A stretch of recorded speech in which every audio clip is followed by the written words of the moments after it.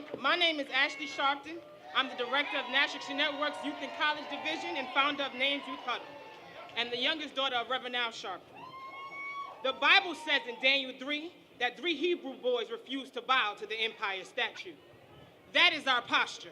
We will not bow. To book bans, to voter purges, to DEI rollbacks, to the erasure of our history, we will not bow. Dr. King dreamed so we could wake up and stay up. Reverend Jackson pushed to keep hope alive. And Reverend Al Sharpton defined this era of no justice, no peace. From Bensonhurst to Wall Street, Reverend Sharpton was cut and kept marching. He was mocked and kept showing up. He turned weekly rallies into national policy and pain into possibility. That is vision, that is sacrifice, that is leadership worth following and becoming. So I ask you, when your children ask what you did in the Trump years, what will you say? Did you scroll or did you show up? Did you whisper or did you march? If you choose legacy over likes, say it with me. We will not bow. We will not bow. To fear, we will not bow. To lies, to greed, to fear, to Trump. And today we follow the man who has never bowed, the man who stood on front lines when it wasn't safe, who turned pain into policy, who carried Dr. King's dream and Reverend Jackson's fight into the streets of our time. He is not just David's slingshot, he is David himself, steady and ready to take on Goliath, not hoping but knowing that giant will fall. He is the visionary who saw this march before others understood it, the leader whose sacrifices carved the path for us to walk, and the prophet of economic justice in our generation.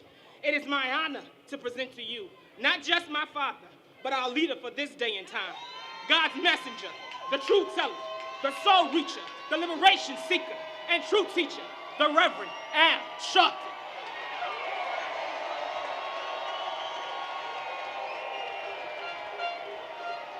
No justice, no justice, no justice, no justice.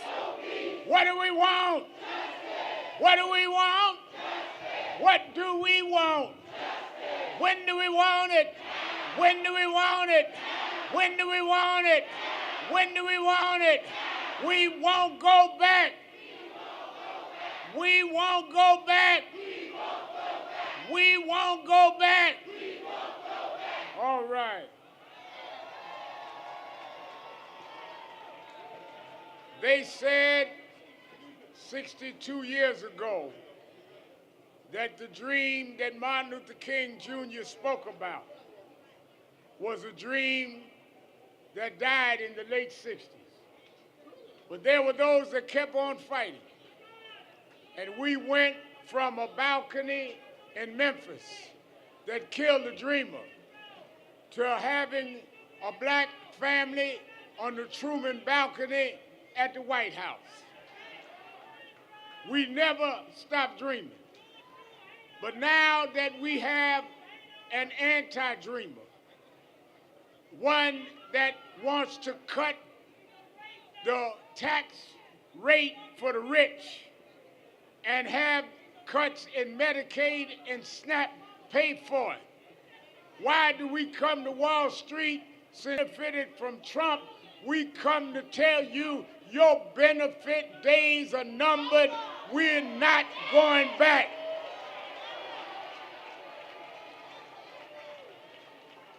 You said, well, we have a couple of hundred people. We were blocks long, thousands marched. We marched towards your offices because we know your address. And we're going to march and keep coming to you until we turn the economic inequality in this country around. We're not going back. Let me tell you something. The fact of the matter is the first thing traded on Wall Street was black bodies. The largest 2 ports for slave trade in America was Charleston, South Carolina, and Wall Street, New York. They stood us up right in this area and sold us like a bar of soap, sold us like we were some inhuman particle. but we come back the children of our ancestors. We come back ready to vote, ready to spend our dollars. We're not slaves anymore. We're not going back on the slave market. Donald Trump, get ready for the fight of your life.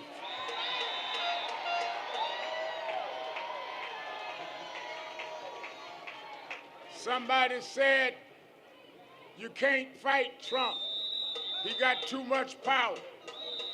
He has the majority of the Supreme Court. He has the majority of the U.S. Senate.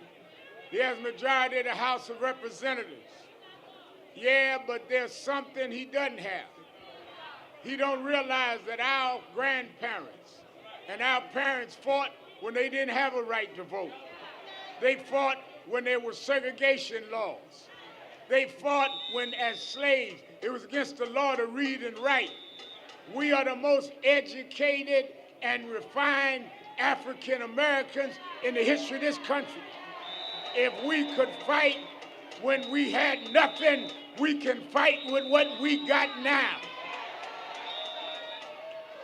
Some say, well, Reverend Al, use this strategy, use that. It reminds me of Saul in the Bible after they thought David wasn't fit to fight. David was just a shepherd boy. David had never been to boot camp. David had never been military trained. When they finally said, all right, he keeps insisting to fight, let him fight, Saul said, well, use my sword and use my shield and use my helmet. David said, no, I don't need your stuff. I got a slingshot and a few smooth stones. Trump, don't let the folk around you tell you what we gonna fight you with. We come to Wall Street with our slingshots. You don't know how we gonna fight. We gonna meet you at every turn. We gonna meet you at every ballot box. We gonna meet you at every time you take the Dow Jones. We gonna factor in. We're going to take our dollars where we respect it, and we're going to close down where we're rejected. If you don't want diversity, inclusion, and economic inclusion in our policy, then you don't need diversity in our consumer dollar. You don't need inclusion on our shopping list. We will shop with who does business with us. We will walk with who walks with us. We will stand with who stands with us. And we are not afraid of Trump. We've been beating giants since David. You just one more giant we got to face.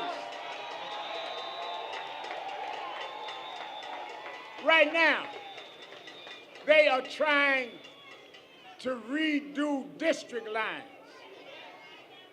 They can't win fair, so they're going through redistricting fights. Then they go through now trying to change how they choose governors in the Federal Reserve. We are seeing things we never saw before. But let me tell you something. They never seen us before. You're dealing with a new person. And we're not by ourselves. Because if you looked all the blocks we filled, some of our white brothers and sisters was here. Some of our gay brothers and sisters was here. LGBTQ, some from Palestine, some from Israel, some Jewish, some Gentile. We all coming together because we are not going to let you in this democracy and go into an autocracy. Let me say this as I wind down. I know some of you rode all night to get here. You're here from Tennessee. Tennessee in the house. Tallahassee, Florida in the house. Atlanta, Georgia in the house. Baltimore, Maryland in the house. Buffalo, New York in the house. New Jersey in the house. Washington, D.C. in the house. We going all Detroit, Michigan in the house. We are all over the country, but all of us on Wall Street, because we wanted y'all to know the address, because we coming back with an escalated movement. We will not get off Wall Street. You are the ones financing Trump. You better back him up or we are going forward. And I saw Mayor Ras Baraka spoke from Newark. I invited all the candidates for mayor to be here. So I don't endorse candidates, but I take attendance.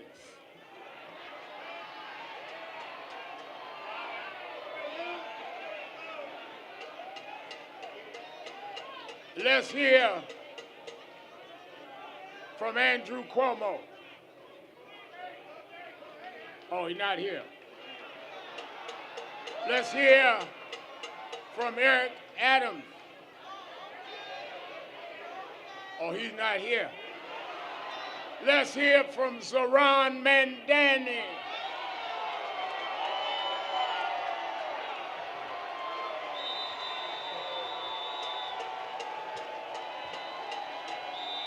How are we doing today? Is the dream still alive? Is the dream still alive? Is the dream still alive? We know that dream lives on in every single person who is here today. It is a dream that we have heard time and again that it has to be deferred. And yet we know that its time has come. As we stand here in the wealthiest city, in the wealthiest country in the history of the world, as we stand here by Wall Street, where last year they had more than $40 billion in bonuses, we ask ourselves, how is it that 1 in 4 New Yorkers are still living in poverty? We ask ourselves, how is it that we have still yet to answer the question that Dr. King posed all those decades ago? Because what he said then, and what we must answer now, is what good is it to have the right to sit at a lunch counter if you can't afford to buy a hamburger? Our freedom is only as good as our ability to exercise it. And I want to thank Reverend Sharpton. I want to thank the King family for continuing to show. September the 10th. Do you know what time it is? It's Al Sharpton's time. And for the next 3 hours, it's time to put aside all pretenses, deception, denial, or fronting. The time has come to keep it real on Keeping It Real with Reverend Al Sharpton. A very good afternoon to you all across the country. And good morning to our West Coast listeners. Welcome to those listening on Sirius XM, Channel 126, The Urban View, where talk empowers and becomes action. I'm coming to you live from our National Action Network corporate headquarters in New York. For the next 3 hours, all you have to do is call and be heard nationwide, every state and every region of the country. All you have to do is call us at 1-877-532-5797, 1-877-532-5797. Or you can go on our message page.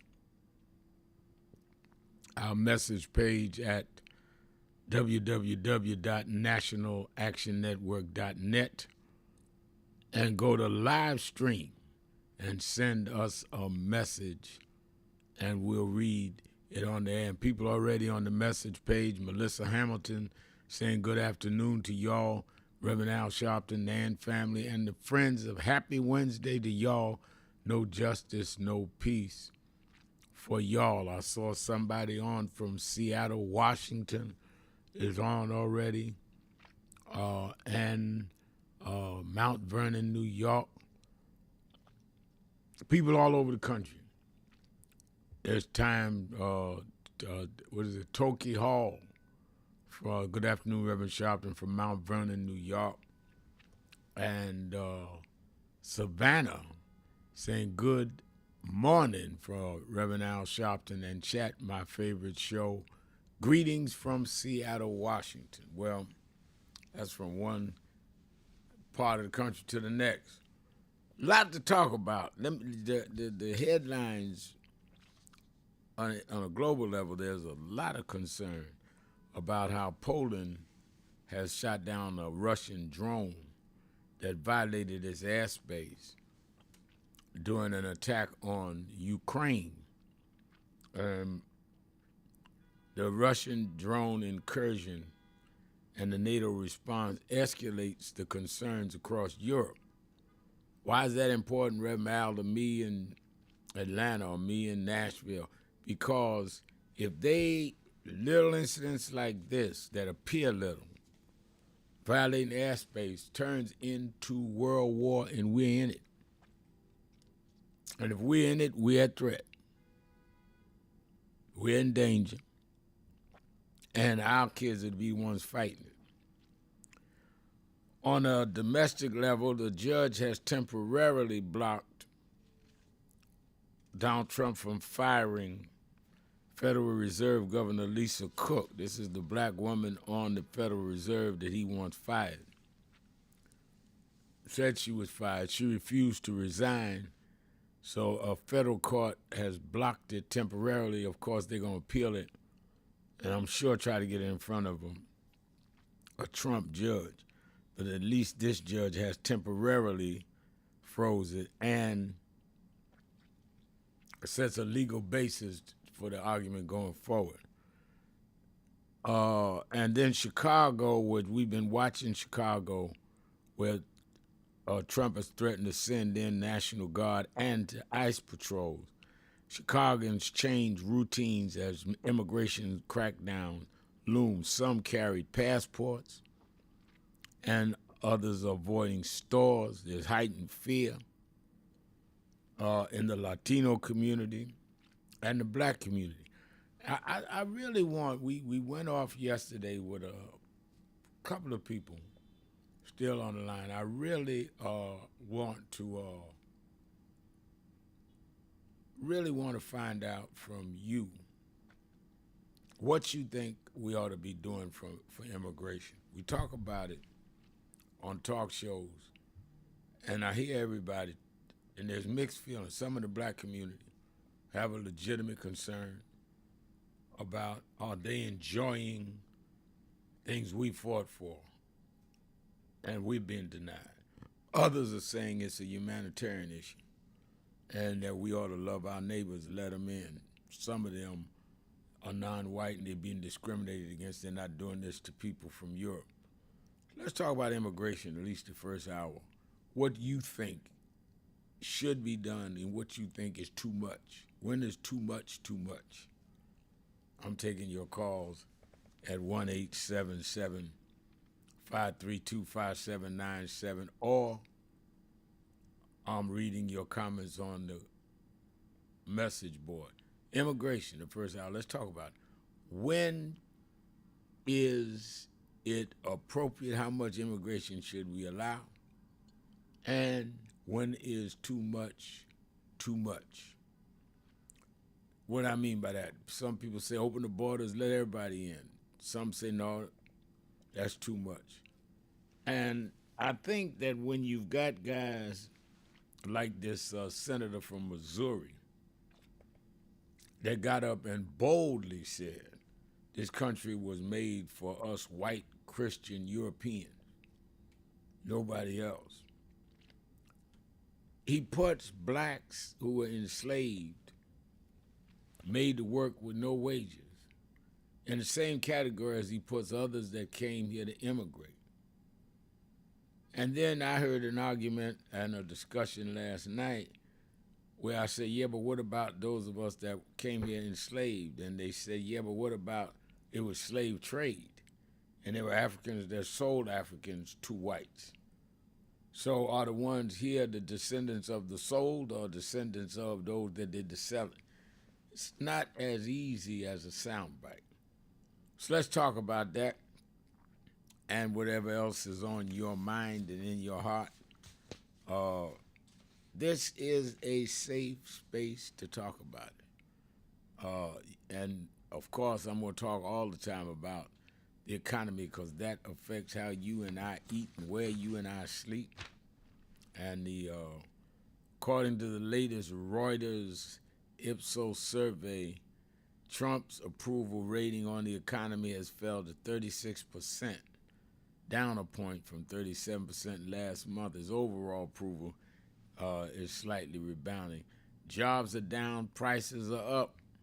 Bureau of Labor Statistics is reporting weak job growth in August and revised down nearly 1 million previously reported jobs. When they went in it, 1 million jobs that was reported didn't exist. So from the domestic economy to what we ought to be doing about immigration, we have a lot to talk about today. Let's take a break and let's get started lining up your calls and your messages on the message board. Raymond Convey says there should be a strict vetting process on who we let into our country. No, it's not a race thing, Reverend Al. There is no such thing as white privilege. Every race has been enslaved at one point or another in the course of world history, even down in biblical times, sir. All right, Raymond, let's talk about that on the other side of the break. Keeping it real. Sharpton, be right back.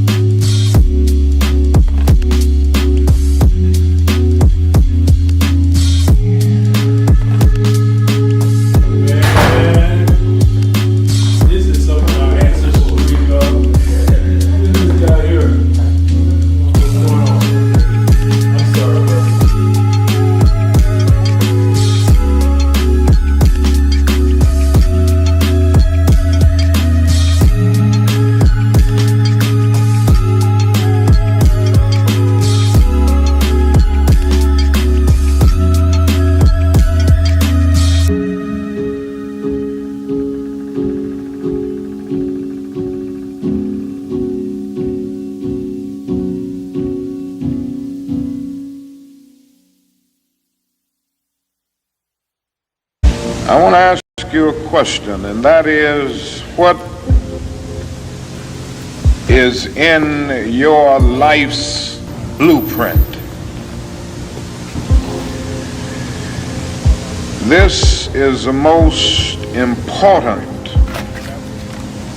and crucial period of your lives, for what you do now and what you decide now at this age may well determine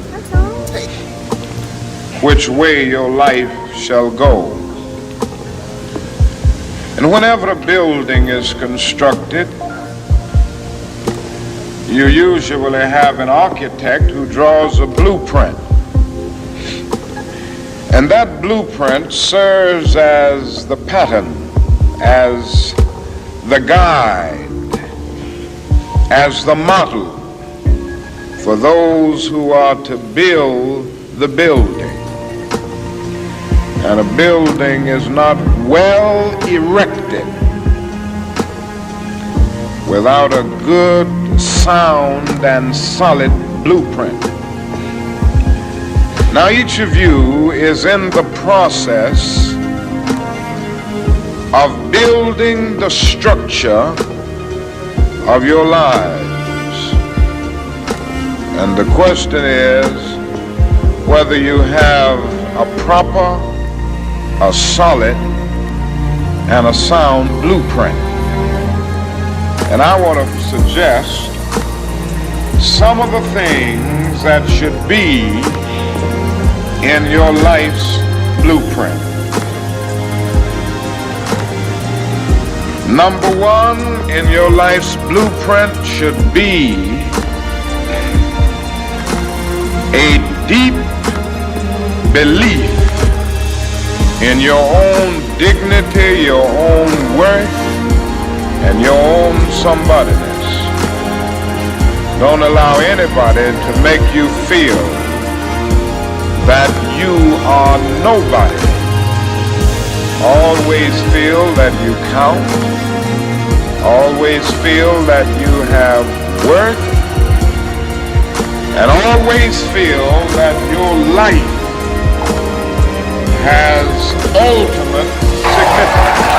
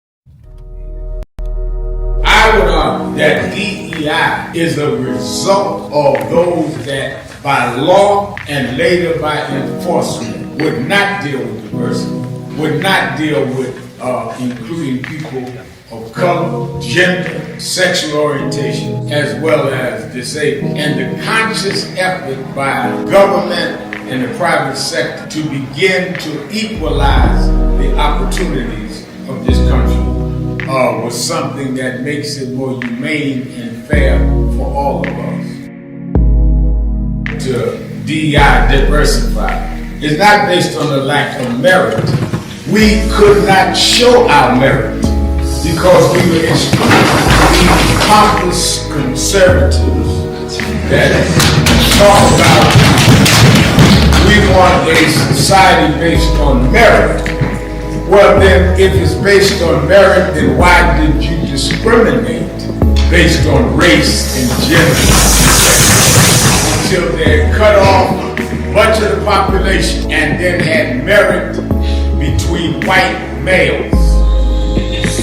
That was what they meant, not merit. Let's have real merit, but let's also make up the ground that those of us with merit was not able to compete.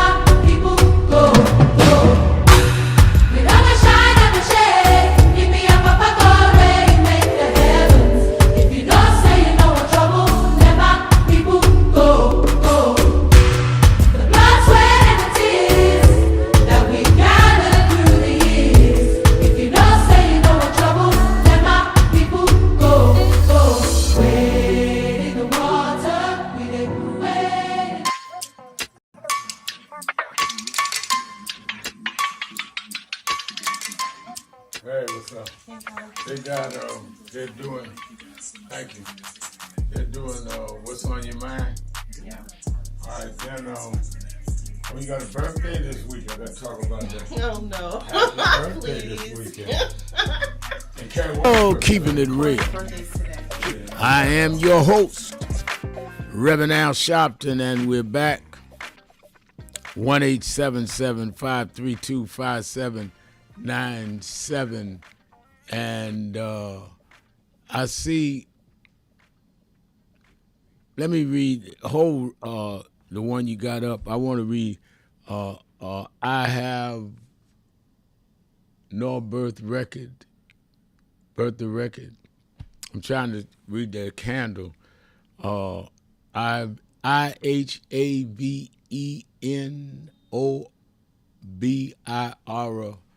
I guess is having the birth, the record. Says, I saw with John Castomedes, I saw an interview with John Castomedes, and he claims he met with Governor Hochul over the weekend. She told him she will not be supporting Mandani for mayor. Is that accurate? Well, I don't know if he met with the governor over the weekend. He's talking about for you around the country, because everybody in New York thinks the whole world rotates around New York. People in New Jersey don't even know or care about what's going on in the mayor's race. They have their own mayor's races.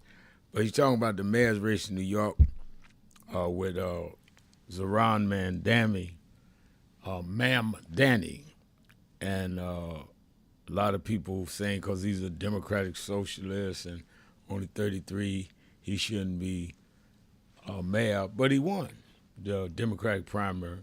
I had him on Politics Nation on Sunday night.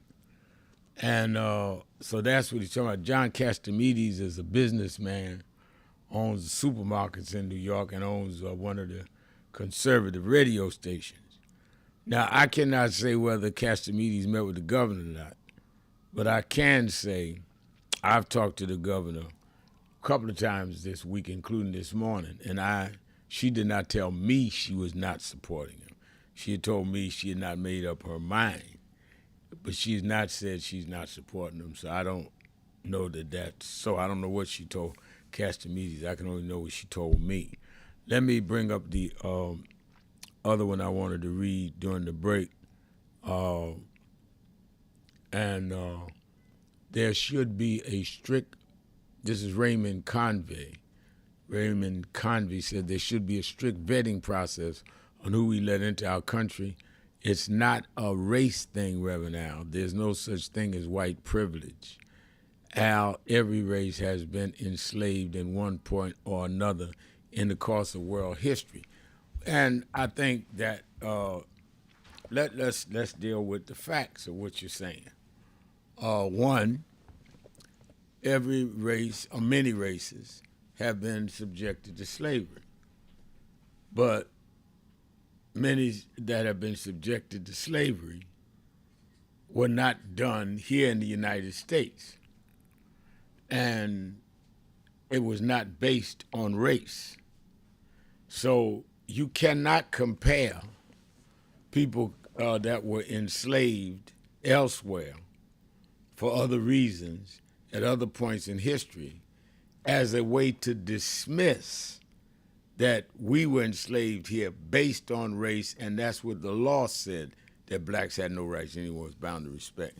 So I'm not talking about others at other times because they don't owe what they reaped from that. Wherever they were enslaved, if they were used for free labor, used to build empires, those empires owe. I'm talking about here, where we were built, where we built, never got paid, and then was by law discriminated against another 100 years with Jim Crow laws, and still with institutional racism. You got to talk about here and now.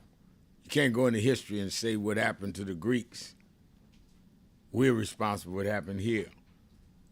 And Glenn Kane says, tax cheats say what?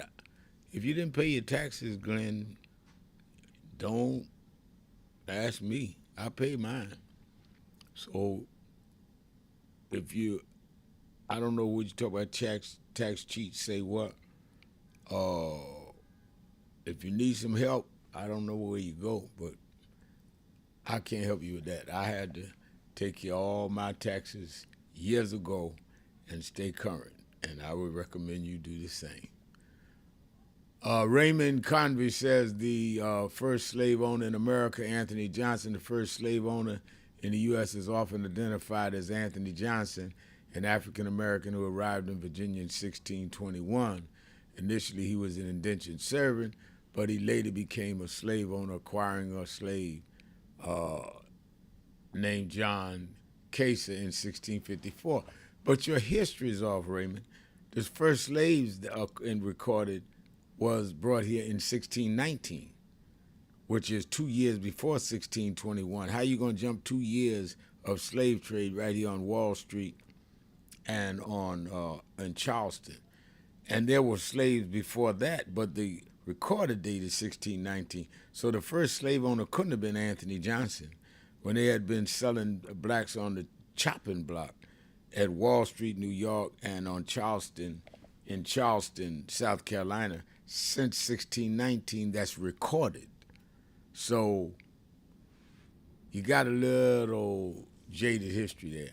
Let me say by way of announcements, don't forget every Saturday and Sunday, watch Politics Nation with Al Sharpton, live at 5 p.m. Eastern Time on MSNBC. And I'm already on the phones working on this weekend. I have a lot coming at you. I know I threw a lot at you last weekend. You tuned in. The ratings show that. But I want you to tune in not only for the ratings that helps keep the show, but for the information, because I take really seriously getting the right information and the right people that are in the thick of it. I don't want to talk about what the Senate going to do. I want to talk to one of the senators. That's why I make them come on my show. So watch Politics Nation with Al Sharpton live, 5 p.m. Eastern Time on MSNBC. And then you that are in the tri-state area, Connecticut, New Jersey, New York, meet me or beat me to the Saturday Action Rally at the House of Justice, 145th Street and Lenox Avenue in the village of Harlem. And, of course, you that are, it's 9 a.m. to 11 a.m., I'll let you go at 11. You that are not in the New York area, you can watch it live on Impact Television, or you can go to www.nationalactionnetwork.net. Let's take a break, and we will be right back. More of you on the phones. I haven't even opened the phones yet. Let me start on the phones as well as some of the messages. 1-877-532-5797. Sharpton, keeping it real. Be right back. I would argue that DEI is a result of those that by law and later by enforcement would not deal with diversity, would not deal with including people of color, gender, sexual orientation, as well as disabled. And the conscious effort by government and the private sector to begin to equalize the opportunities of this country was something that makes it more humane and fair for all of us. To DEI diversify is not based on the lack of merit. We could not show our merit because we were pompous conservatives that talk about we want a society based on merit. Well then, if it's based on merit, then why did you discriminate based on race and gender? Until they cut off much of the population and then had merit between white males. That was what they meant, not merit. Let's have real merit, but let's also make up the ground that those of us with merit was not able to compete.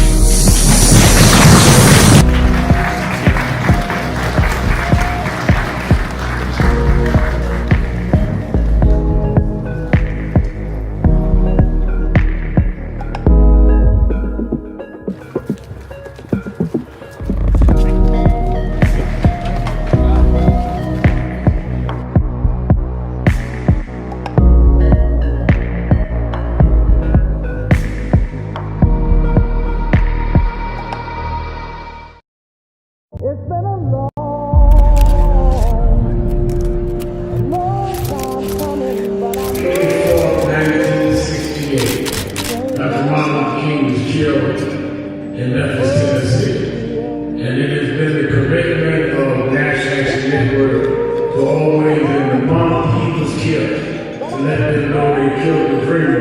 Because I have a dream today. They can't kill the dream.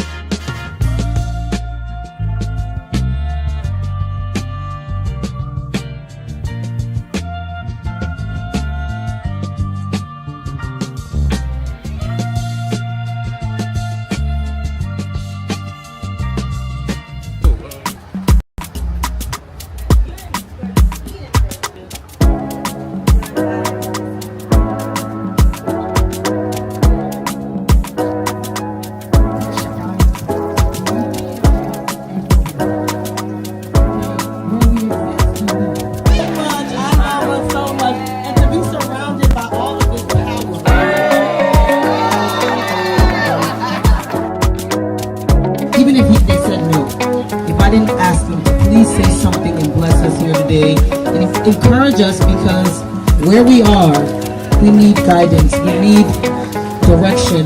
Reverend Sharpton, if you could please guide us and say a few words, because we just must. There's no way you're interviewing us.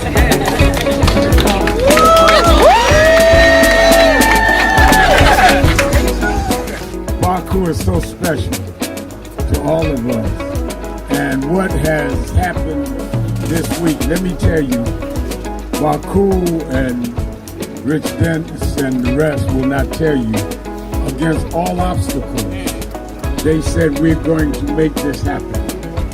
I was here 31 years ago when Essence Music Festival started. I've spoken at every one for 31 years.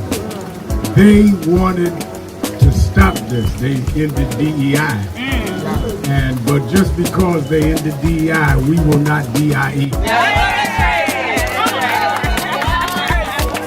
We are indebted to these sisters because they reconnect us. You are strong not by your branches, you are strong by your roots. And the reason that this will survive is the roots that they have brought us from the motherland. Tell us that we're stronger than the waters that we had to pass over. And if we go back to the roots, we can take the waves and the storms of the ocean, because God brought us here to save the human race. And that's why we're here.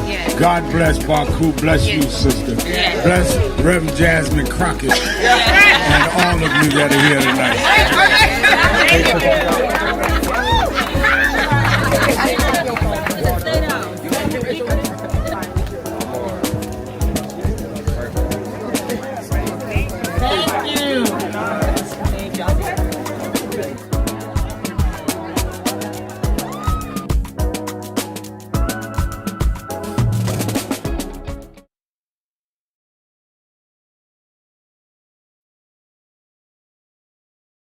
Stop telling yourself you're not confident of what you could do.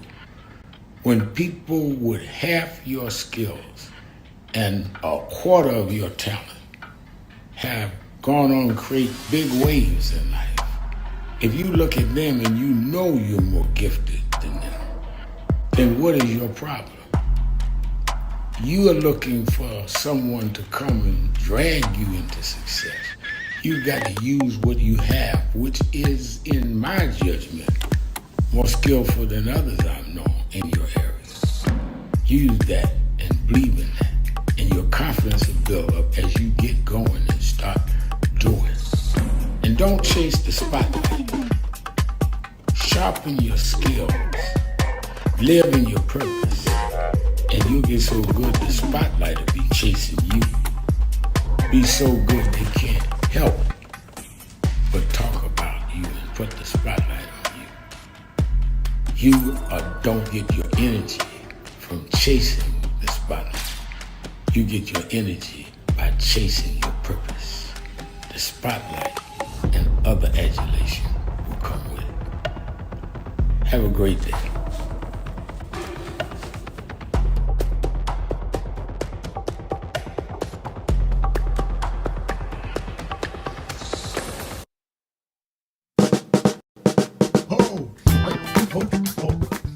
Do I seem excited?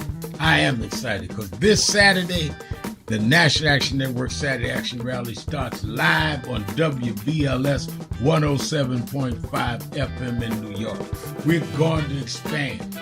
Every Saturday morning, we're live on WBLS 107.5 from 10 a.m. to 11. You'll hear the message. You'll feel the energy. You'll be involved. You won't be sitting around talking about, oh my God, look at what's happening. You'll be involved in dealing with what's happening. I'm excited, and you should be excited to turn on WBLS 10 a.m. every Saturday morning. I have a message for you, and if you want to, you can come to the House of Justice and be there live, 145th Street and Lenox Avenue. We kick off at 9, and we don't stop until we deal with getting our people energized.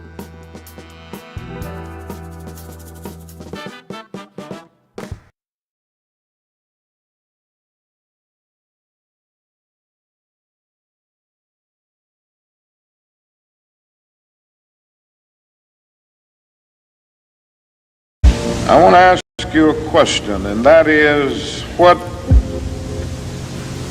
is in your life's blueprint? This is the most important and crucial period of your lives, for what you do now and what you decide now at this age may well determine which way your life shall go. And whenever a building is constructed, you usually have an architect who draws a blueprint. And that blueprint serves as... Back to the phones. Let's start with the phone. And let me start in Cleveland, Ohio, with Jerry. Jerry, you're keeping it real with Al Sharpton. Hi, how are you doing? Can you hear me? I do hear you. How you doing? I'm pretty good. Hey, I wanted to make a couple of points on some things, because dealing with the media, our Congress people, and, as far as reporting things, because there's so many distortions of what's going on. And, I just want to see if you agree with me.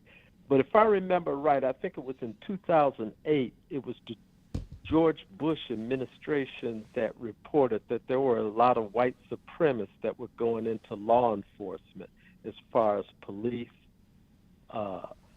district attorneys, and even judges. Do you remember that? I remember that there was a report during the Bush administration. I do not remember whether it was 2008, but I know it was a report, because we being NAN and other civil rights groups received the report. So I know the report was made under Bush's administration. Well, one of my problems is that if you don't do it, nobody does it. But there's not much pushback on a lot of the statements that are made and believed to be true. Because you always hear about black-on-black crime, and they say blacks make up 14% of the country, but they commit 50% of the crimes, which I do not believe. Which is not true. One thing... First of all, and I'm going to let you finish. Blacks make up, all right, we can argue, they argue 14% of the country, and 50% of the crimes is not true. But the overwhelming majority, unfortunately, I'm not condoning it, and I don't think you are either.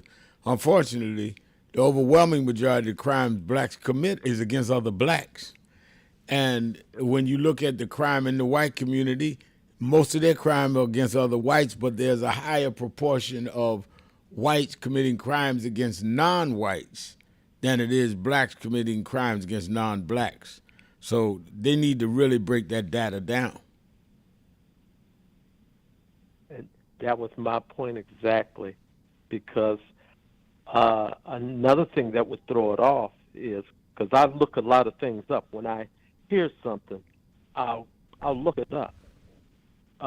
According to them, now this is based on their lie about blacks committing 50% of the crimes. But then what I read was 58% of the people who are exonerated are black. So what's that do to the crime statistic? Yeah, you're right. That just throws it all off. Because if they are exonerated, it's not a crime. Right. But see, that's my problem. I don't hear the news media talking about that at all. But they'll go with the lie, just like there was another lie out there that 80% of the crime that was committed against whites was blacks on white crime. Oh, that's absolutely wrong. True. Right, that's right. No, but I think you're right, and I think you're right that there are not enough people beating these things back in the media or people that are influencers, because even those that are influencers are more in the sound bites than dealing with backing up some of this data, false data that they're putting out there, which is misleading people as they vote for these people that are playing on their emotions rather than dealing with the facts. Yeah, and what they do is Republicans have a tendency to always want somebody to put down or look down on. And I don't know if you remember, I once asked you if you could please go on C-SPAN and give you an example. There was a racist who brought up your name. You know, he called in on the phone and he was saying, why don't you speak out against the Ukraine woman that got killed? And the thing that gets me is white people have plenty of people to speak up for them. There's not many black people, not many people speak up for blacks when things happen to blacks. And what I look at is a lot of times you'll hear things out here when a black can have his hands up and a cop shoots them in the back. Right. They'll defend the cop. Yeah, automatically. And that's the kind of thing that burns me up. And all these times where you hear about blacks, unarmed blacks, getting killed, being shot, no one speaks up about it. But we're the ones who everybody wants to look down upon and act like it's doing so much. And these immigrants, when an immigrant commits a crime, they keep repeating it over and over again about the crime an immigrant committed. Most of them aren't committing crimes, and most of them are not the problem. They're not taking, as you once said, if they're taking away black jobs, why is black unemployment going up? Right. But nobody wants to look at things that way. And who's committed more crimes than Donald Trump? If any of us committed that many crimes, we'd be in jail. I'm just so tired of, it's almost like the media is scared to say something about this man. Poor people will come at him more than these wealthy people. If you have all this money, what do you have to be scared of from Donald Trump? These women, I hope they all get together about this Epstein report. Yeah. Because if you put two and two together, and I know it's not you saying this, but when I put two and two together, everything says that he's more involved in this and that they're letting on. But I think he could distort the information that's given. that the Congress gets. Would I be right in saying that? I think you're absolutely right. I think it. you're absolutely right. And I thank you for your call. I got a lot of callers. Let me go to Mike in Georgia. Mike, you're keeping it real with Al Sharpton. Hey, good day, Rev. How are you? I'm doing very well. How are you?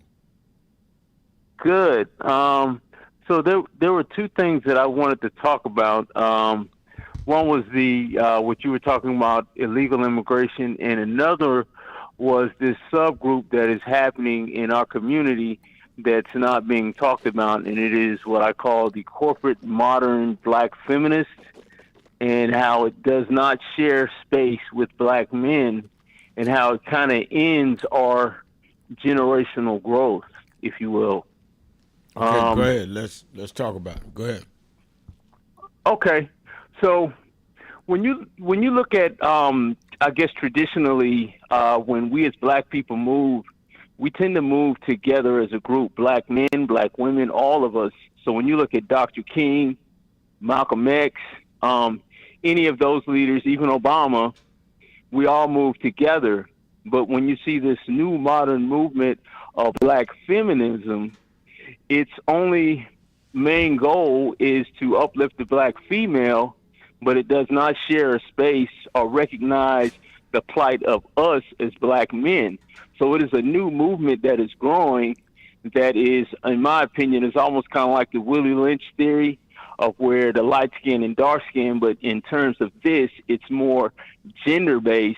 And so that movement tends to be, the modern black feminist movement tends to be more abortion. It tends to be college-educated black women. It tends to be them in places that are not a lot of black men, so they tend to be more open to dating white men. And it is just a movement, like I said, it doesn't it's unique in the aspect that, like I said, when you have a march, even when you march, you're talking about all of us as a black people. You're not ignoring the plight of black women. You're not ignoring the plight of black men. But this modern black feminist movement just simply says, black women, y'all need to be uplifted, which is true. No one's doubting that. But we as black men, George Floyd, economics, all of us as black people as one, need to cross the threshold together. And so have you kind of observed now, that? How do you define, let me make sure I understand what you're saying. How do you define the black feminist movement? I defined it in two areas. One, you have the prior black feminist movement, which was back in the 60s and 70s, which was more of an after effect of the 1960s, and it was more broader. It wasn't necessarily solely in tune with pro-abortion, and it did include the black family. The modern black feminist is more so like HBCUs. There's 75% black women, 25% black men. The modern black feminist movement is all about just saying black women, black women, black women, black women, black women. But it never says black family. It never says black men. It never shares a space. It's not a space that shares our plight and the things that we go through. And it's not pro-black family. It's pro-abortion. I mean, have you observed that, or, Let me take a break. Hold on. I'm going to hold you over. Okay. We need to talk about this. Keep it real.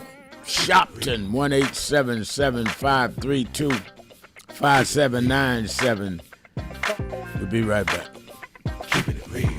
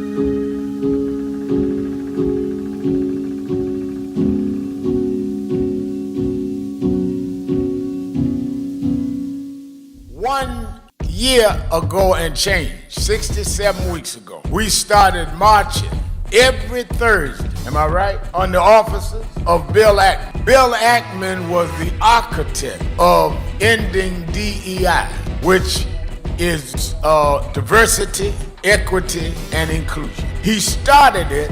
I want to give a little history because a lot of people get Negro-itis and get confusion. I don't even mind your ego. Everybody need one, but you don't have to become contrary and duplicitous. We got to have integrity even among those with ego. So we started when they first came out against DEI. Now Ackman and them started it going to Harvard University, forcing out the first black woman and first black president of Harvard. We went to his office and been going 67 weeks. I went first 10 or 12 weeks. And this brother, stand up, Reverend Ron McHenry, coordinator House of Justice.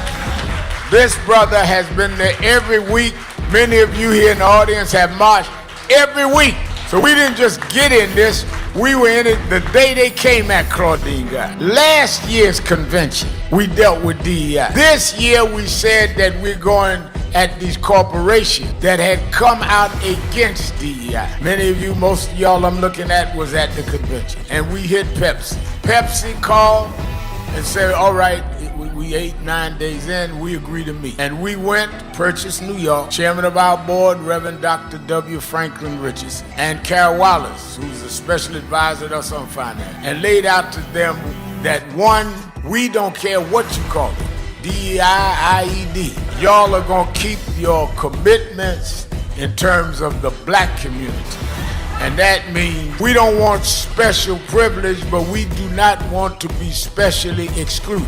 This is not about we don't want merit. We feel if our people are at the table, we can beat anybody on merit in many cases. So we want from employment to your board, to how you deal with marketing, to who does your financial investment. We want to go across the board with that. Otherwise, if you don't want to deal with the question of diversity in how you do your business, then don't deal with diversity in your consumer base, because you don't believe in diversity. So we just will try to remove all the dollars we can from buying your stuff. In fact, I told the chairman, remember the chairman of the board, remember the CEO, I said, in fact, I learned that not from growing up civil rights, I learned that from Donald Trump. I said, what do you mean? I said, Donald Trump said he's gonna redo tariffs, that if he doesn't get what he wants for the country, they were gonna raise the tariffs. I'm doing the black tariff reverse. If we don't get what we want, I mean, y'all can't be for Trump and tariff and not be for us in the African American community with a tariff. Stop going through your life like you are a co-star or a bit player in your own drama. No, you are the main star. You're the central figure in your life. What you decide is what is the major thrust of your life. And others may contribute, impact, affect, but it's your life that you're central in. So stop trying to lay the weight of what you do or don't do on others.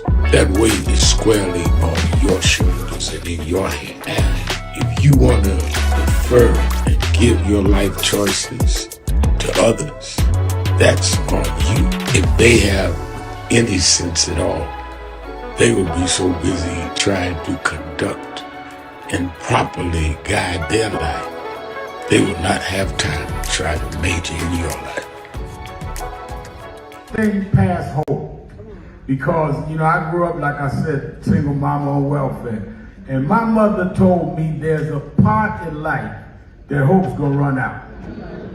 But she told me you got a double barrel in your engine. I said, what is that? She said, you can switch from hope to faith. Faith is a little deeper than hope. Bishop Hilliard is here. Faith is when hope runs out. Faith is the substance of things. Hope for the evidence of things not seen. Faith is when we were emancipated after 246 years of slavery and walked off the plantations with no education, no money, no future. And we built black churches and black colleges and black fraternities. We had faith. Faith made us stand up to the most powerful nation in the world and turn it around. Faith means we went from the back of the bus to the front of the White House. We come this far by faith, leaning on the Lord, trusting in His holy word. He never failed us yet.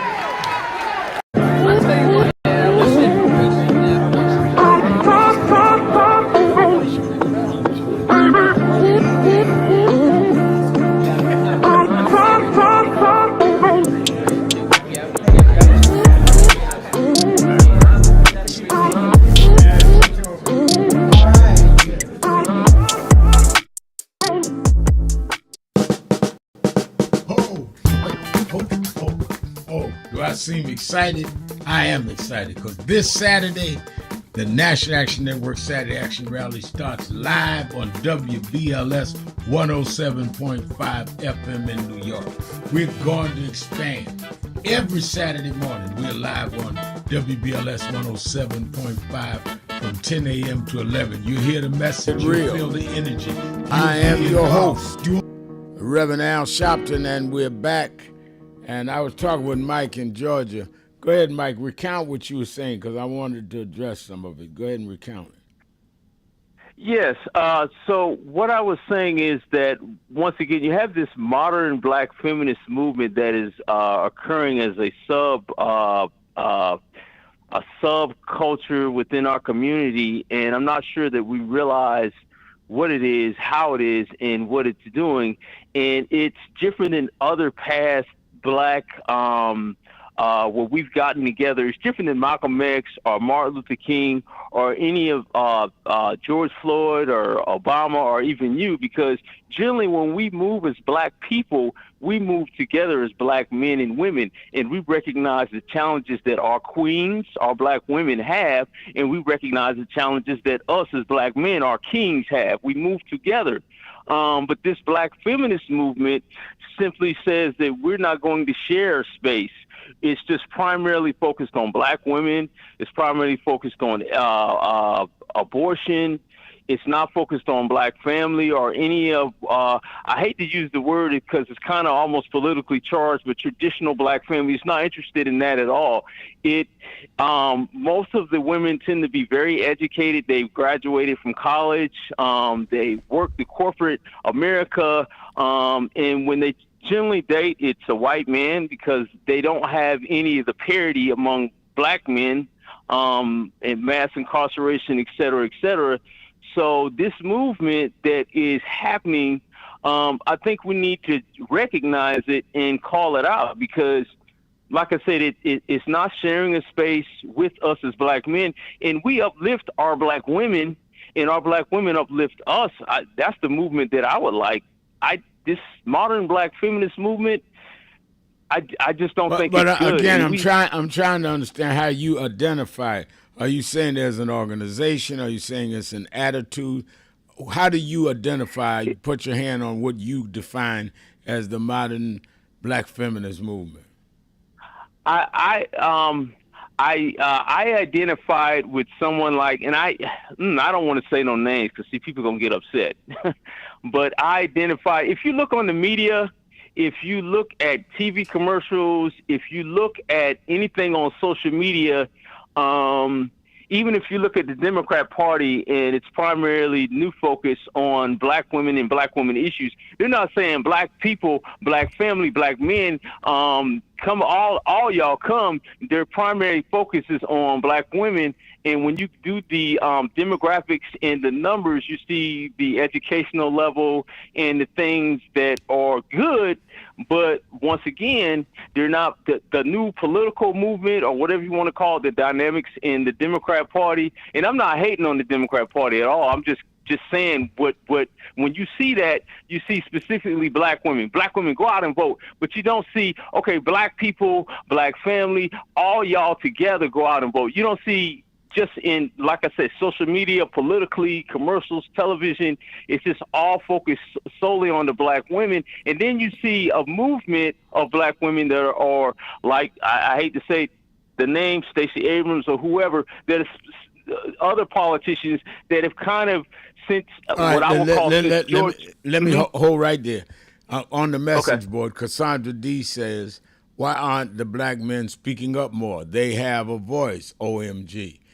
Cassandra D is saying, this is all in response to you, say he's blaming black women, SMH. Ricky Hooks is saying the caller is right. It's so right. He's agreeing with you. And you just proved his point. And Trisha's saying, no, it's manosphere, red pill, talking points. So you got people on both sides reacting to you.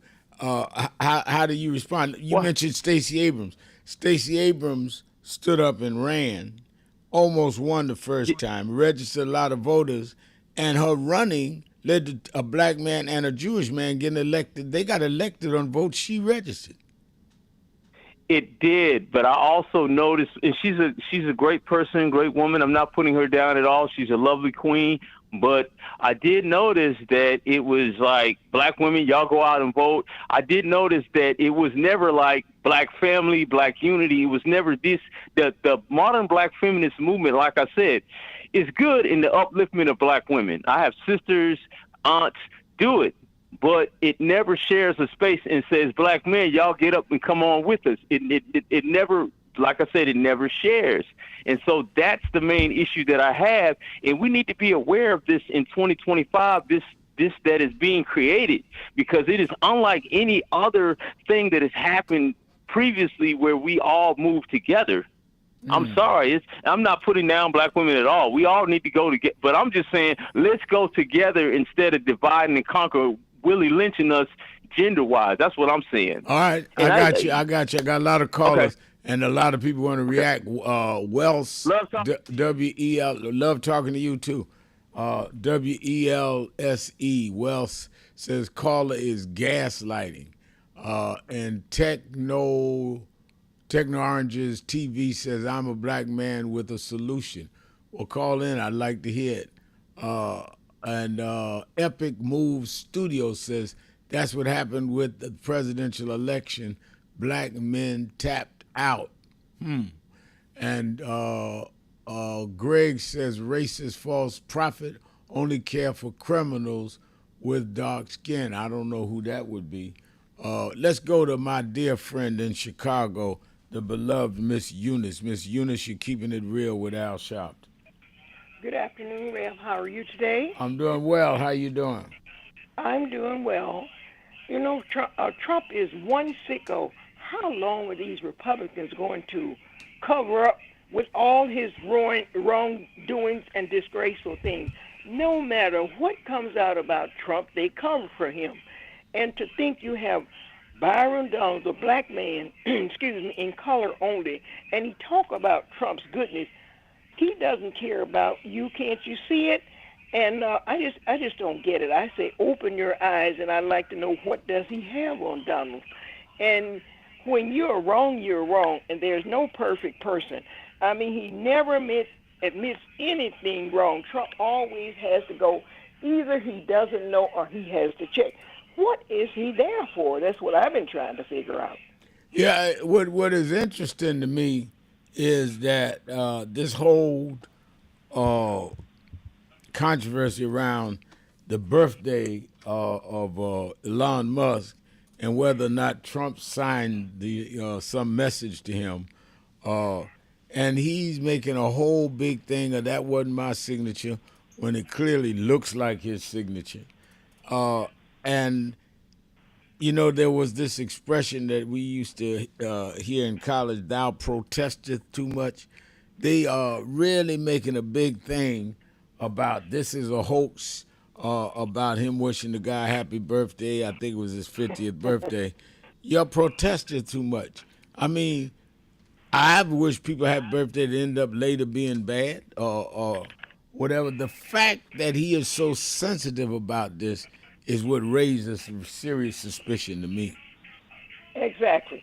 And why is he allowed to sign with that? It looks like a marker. All the others sign with a pen, right? Yeah.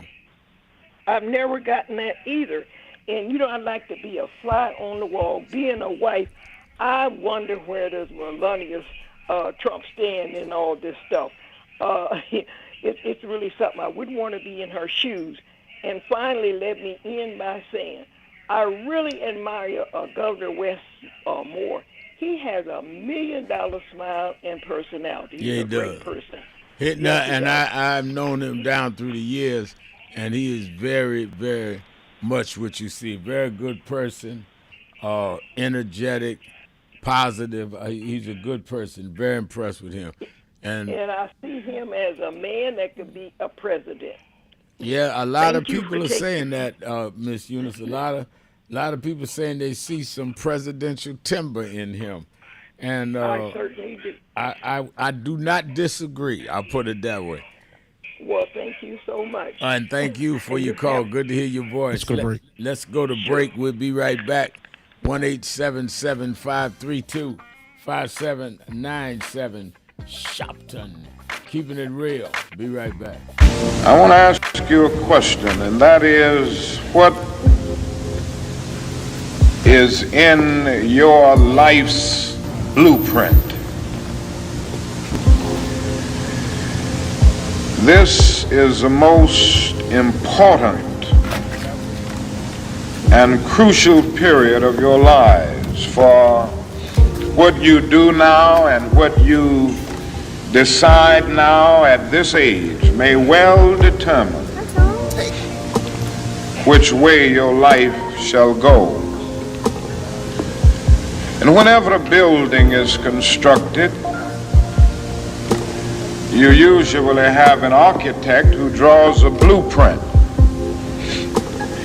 And that blueprint serves as the pattern, as the guide, as the model for those who are to build the building. And a building is not well erected without a good, sound, and solid blueprint. Now each of you is in the process of building the structure of your lives. And the question is whether you have a proper, a solid, and a sound blueprint. And I want to suggest some of the things that should be in your life's blueprint. Number one in your life's blueprint should be a deep belief in your own dignity, your own worth, and your own somebodyness. Don't allow anybody to make you feel that you are nobody. Always feel that you count. Always feel that you have worth. And always feel that your life has ultimate significance.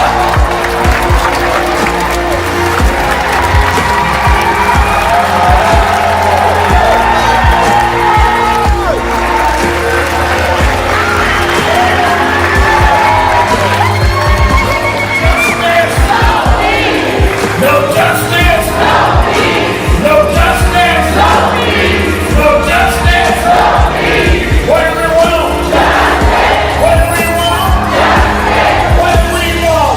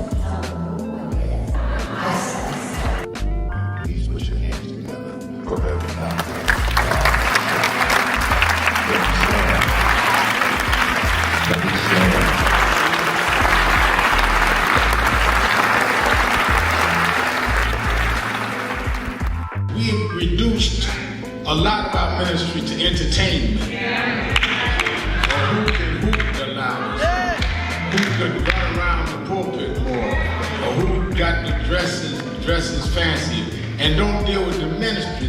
Jesus healed more people than he preached to. Because there is in the healing your message. They followed Jesus because he healed a woman with the issue of blood. They followed Jesus because Jesus saw a blind man named Bartimaeus. A lot of us would have dismissed him because he was a broke, poor, homeless, a blind man. How you know he was broke, Reverend? Because they say he was begging. But he understood what he was doing because he heard that Jesus was passing by. And when Jesus got close enough, he said, Jesus, son of David, come see about me. They kept telling Jesus, let's go, we got a schedule, we got people to see. He said it again, Jesus, son of David, come see about me. And when he did it the third time, Jesus stopped and went and healed the blind man. Now, what I get out of that scripture, Bishop Daughtry, is that the blind man told Jesus, if you are who you say you are, you're going to stop and see me. Yes, sir. And if you stop and see me, you will confirm who you are. Yeah. But when we are pastoring and leading in communities with bad health, we cannot be the followers and representatives of Jesus and walk by people that are sick and we not be part of making them well. Stop telling yourself you're not confident of what you could do. When people with half your skills and a quarter of your talent have gone on to create big waves in life, if you look at them and you know you're more gifted than them, then what is your problem? You are looking for someone to come and drag you into success. You've got to use what you have, which is, in my judgment, more skillful than others I've known in your area. Use that and believe in that, and your confidence will build up as you get going and start doing. And don't chase the spotlight. Sharpen your skills. Live in your purpose. And you'll get so good the spotlight will be chasing you. Be so good they can't help but talk about you and put the spotlight on you. You don't get your energy from chasing the spotlight. You get your energy by chasing your purpose. The spotlight and other adulation will come with it. Have a great day.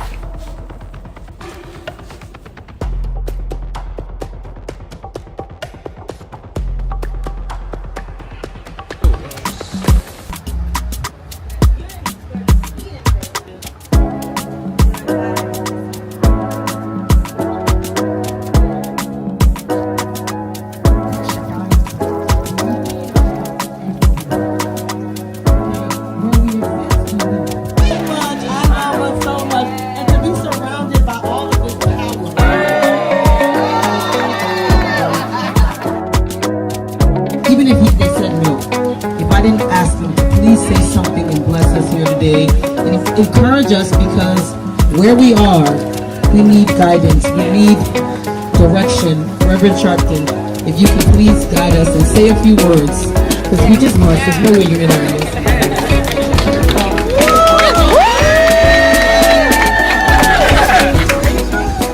Baku is so special to all of us.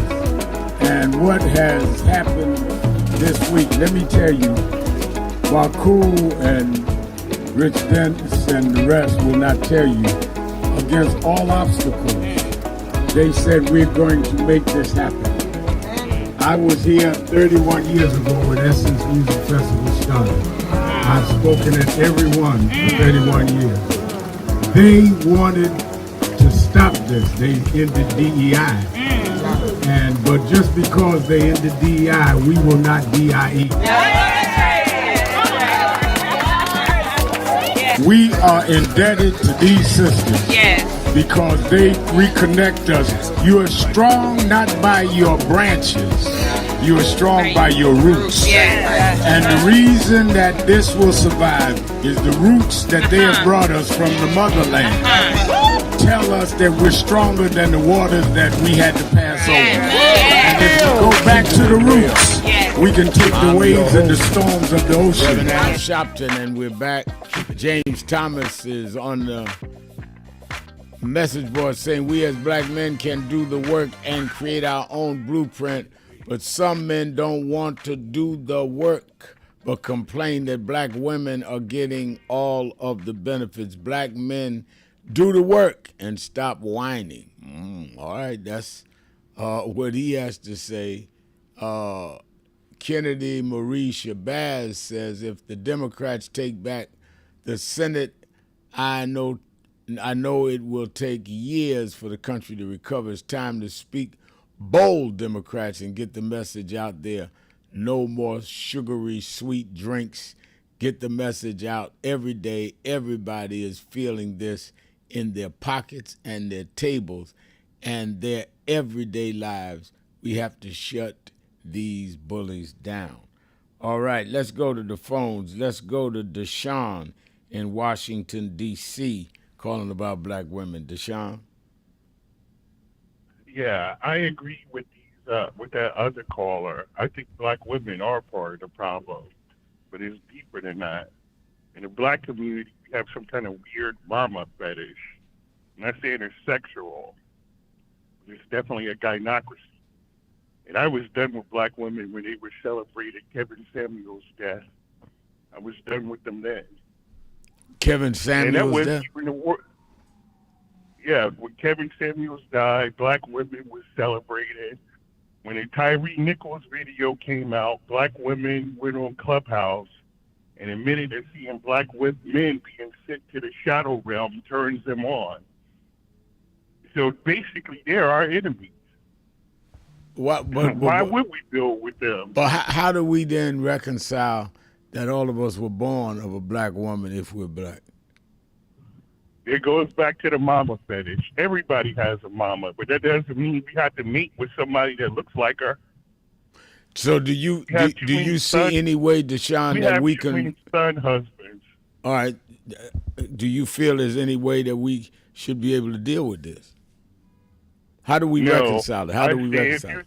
If you're a successful black man, just go get you a Latina, an Asian, or a white woman. And leave black women the hell alone. Leave them to their own devices. They're strong. They're independent. So we just got to let them go. And yeah, you can say it's red pill. Yeah, you can say it's the manosphere. But it's just the truth. Black women are our enemies. To use a nerd analogy, black men are the Jedi. Black women are the Sith. They're our natural enemies. And they were bred to be that way by Brad back during slavery times. And nothing can repair the damage that's going on. Nothing. So just leave them alone. If you're a black man and you deal with a black woman, I actually feel sorry for you. So you're saying that if you're a black, I want to just make sure I'm not misquoting you. You're saying that if you are a successful black man, you should get an Asian woman or a white woman. Black women are the enemy. Or Latina. That's what I'm saying. I'm saying we have empirical data to prove that. They've aborted 34 million black babies since the 70s. They've actually committed genocide.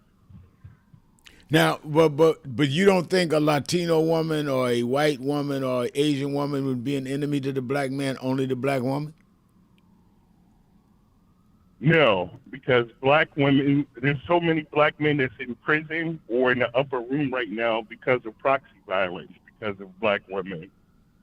So I'm saying it's just not working. So just leave them alone. Leave them to their own devices. That's what I'm saying.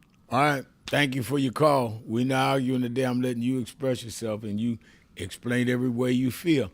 Kim Washington is saying on our message board, she's saying that's crazy. OG Kelly saying he just doesn't understand the assignment of standing with a black woman. Camille Davis says Deshaun has issues for real. And Kim Washington says, wow. Angela Conley says, who hurt him. Okay, so you had one that agreed with him and 4 or 5 raising questions. Let's go to Deborah in Atlanta, Georgia. Line 1, Deborah. Awesome. Hi, Reverend Sharpton. I wasn't going to talk about this, but I'm spending 30 seconds on this, and I'm going to take a quote from one of my favorite movies of all time, Waiting to Exhale. A white woman, a Hispanic woman, a Mexican woman can have your black ass. Okay, and that's all I'm going to say on that. And honestly, really. I remember that quote very well, but go ahead. Yeah. Yeah, he showed up drunk in a leather and wearing summertime and all that good stuff. That's how you sound. You sound stupid and ignorant. Nobody has to tell you to go to work. Nobody has to tell you to go play golf. Nobody has to tell you to hang out with your buddies. Why do we have to tell you to get out and vote? Black women are not saying that we don't want black men. We don't have to tell you that, because the ones who are doing it are doing it. The ones who have a problem with it are the ones who don't vote, who the problem, or not doing what they're supposed to be doing. We are with our black brothers. I've never dated outside my race in my life, so I'm not spending any more time on that. I do want to spend time on Reverend Sharpton when the man was talking about black-on-black crime. Black-on-black crime is not always just in the street. Black-on-black crime can be in political arenas. Because in Georgia, I'm in the state of Georgia, y'all. So, and I was talking to somebody this morning, and she always comes on the radio how she worked with all these different organizations. She's a black woman. Anyway, they're looking at closing 17 schools in the state of Georgia. Now, and she mentioned Southwest and East Atlanta, where a lot of African Americans live at. Why would you want to do that? Because it's easier for you to close a school than to put the resources in those communities. And a lot of these communities, these are people who have been there for 20, 25, 30 years. They've already paid their dues. They pay taxes, so they might have to pay a lot of other taxes and things anymore in that community, but they pay those taxes for 20, 25, 30 years. They don't have grocery stores. They don't have things and resources in that community, so now you want to close the schools. So when you do that, what are you doing? You're making it so that more people don't come into that community. So that community continues to decline. That community doesn't turn back around and do the things that it could do in progress. And so that's what I want to say. We have a lot of people in political arenas that are committing black-on-black crime also. So when he brought that up this morning, I am not a stickler on black-on-black crime, because I know the major people that are committing the most crimes, horrendous crimes in America today are white men. You got sex trafficking, human trafficking, and drug trafficking. Statistics show those are white people. But when you do want to talk about black-on-black crime, to close schools or to blame people for an area that you are not putting the resources in, when the people have already paid the dues in those resources, that's black-on-black crime to me. If it's a neighborhood, they've been there, you're talking about the mom-and-pop neighborhood, they've been there 25, 30 years, that means they've paid taxes for 25 and 30 years, and this is how you repay them, by closing schools. And a lot of times people, they don't do nothing with those schools. They don't go back and use those schools for something else or put something else in those arenas. They leave those schools and those buildings empty. And think about that. It's going to take a lot more other resources out of the community. And I think that's just a way of closing your eyes and not paying attention to the different communities. And I tell people all the time, people in Washington cannot do half as much as the people in local office can do for you.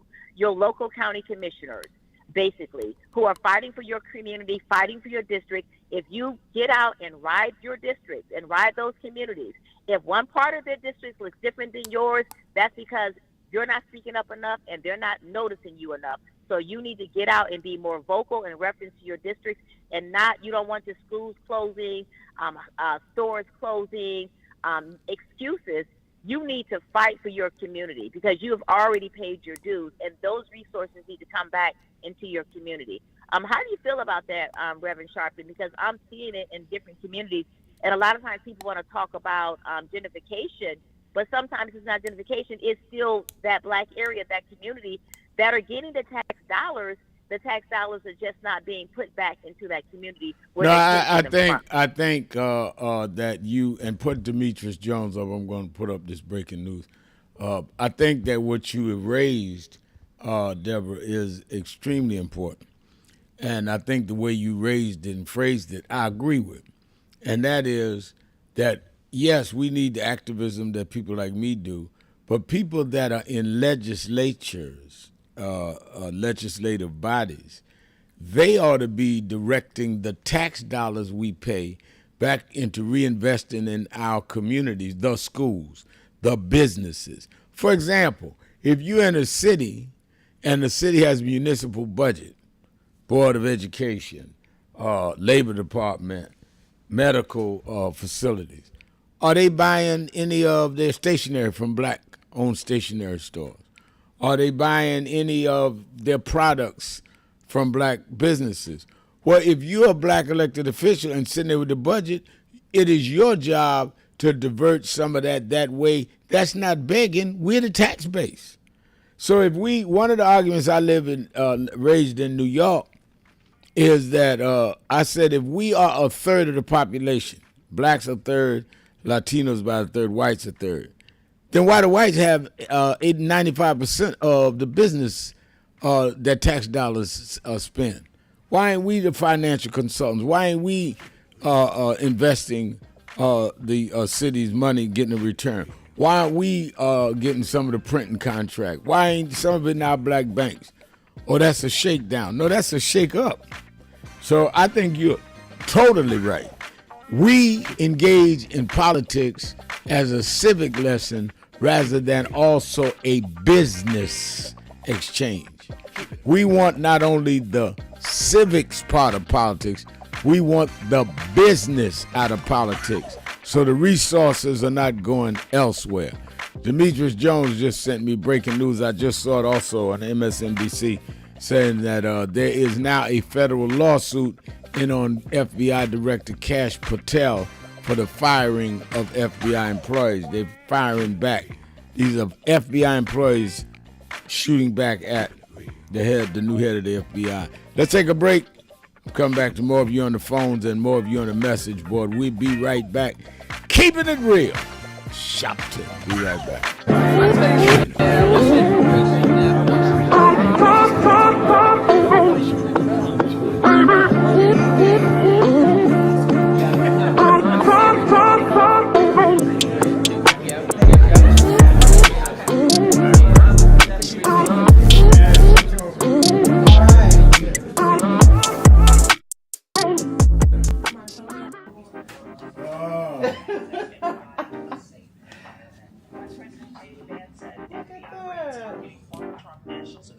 I got a Tony. You got it? My daughter won a Tony Award. That's crazy. All right. Congratulations. Thank you.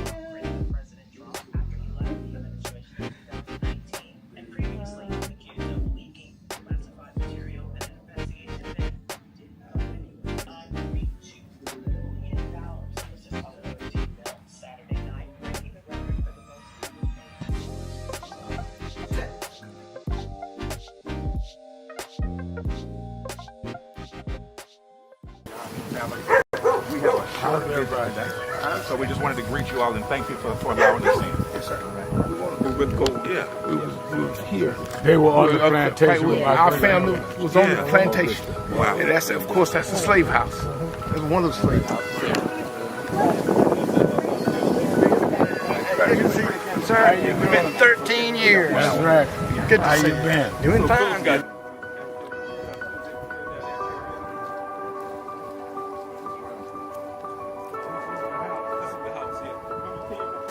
Last time, and we Alexander Sharpton.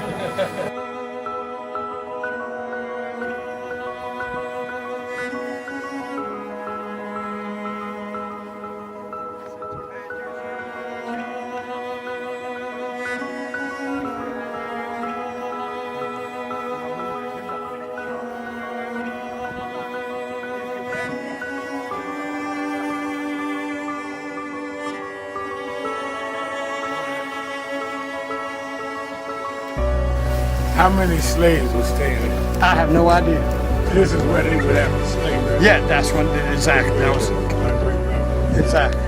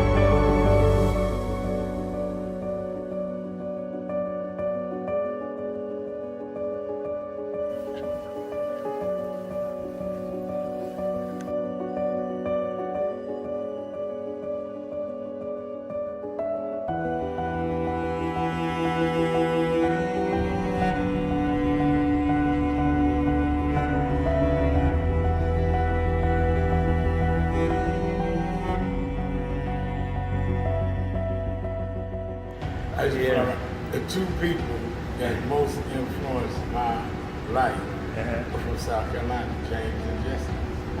Jesse right up the road from me. I went over his mother's funeral. Jesse walked me to my mother's casket.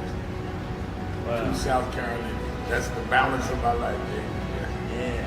Civil rights, shoulders. But also where your people from too. Literally. Yeah, right. And when I knew Jesse was from James, I started president. Yeah. And James had died before I knew about it in South Carolina. Oh, really? Yeah. James died December 25th. He died Christmas Day, 06. And they came to do the story for February of 07. They came to me in January. His daughter swear that was his daddy and helped pushing the information out. Wow. And I called Jesse and told me, you know that my great grandfather was a slave about 45, because Greenville right up to I-20. He said, I told you we was connected. That's why you gotta listen to me. But no. No justice, no justice, no justice. What do we want? What do we want? We are the sons and the daughters. We gotta stand up and make it loud. Just like our God told the Pharaoh, let my people go, go. We are a new generation from the ones who have come before. He's calling us into freedom, let my people go, go. We never shine, never shake. Give me a papa God rain, make the heavens. If you don't say you know what trouble, let my people go, go. The blood, sweat, and the tears that we gathered through the years. If you don't say you know what trouble, let my people go, go. Wade in the water, we did wade in the water too. Oh, do I seem excited? I am excited because this Saturday, the National Action Network Saturday Action Rally starts live on WBLS 107.5 FM in New York. We're going to expand. Every Saturday morning, we're live on WBLS 107.5 from 10 a.m. to 11. You'll hear the message. You'll feel the energy. You'll be involved. You won't be sitting around talking about, oh my God, look at what's happening. You'll be involved in dealing with what's happening. I'm excited, and you should be excited too. Turn on WBLS 10 a.m. every Saturday morning. I have a message for you, and if you want to, you can come to the House of Justice and be there live, 145th Street and Lenox Avenue. We kick off at 9, and we don't stop until we deal with getting our people energized.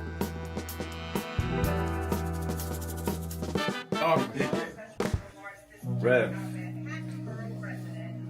you know you were right there From the beginning. with the stuff that Yep.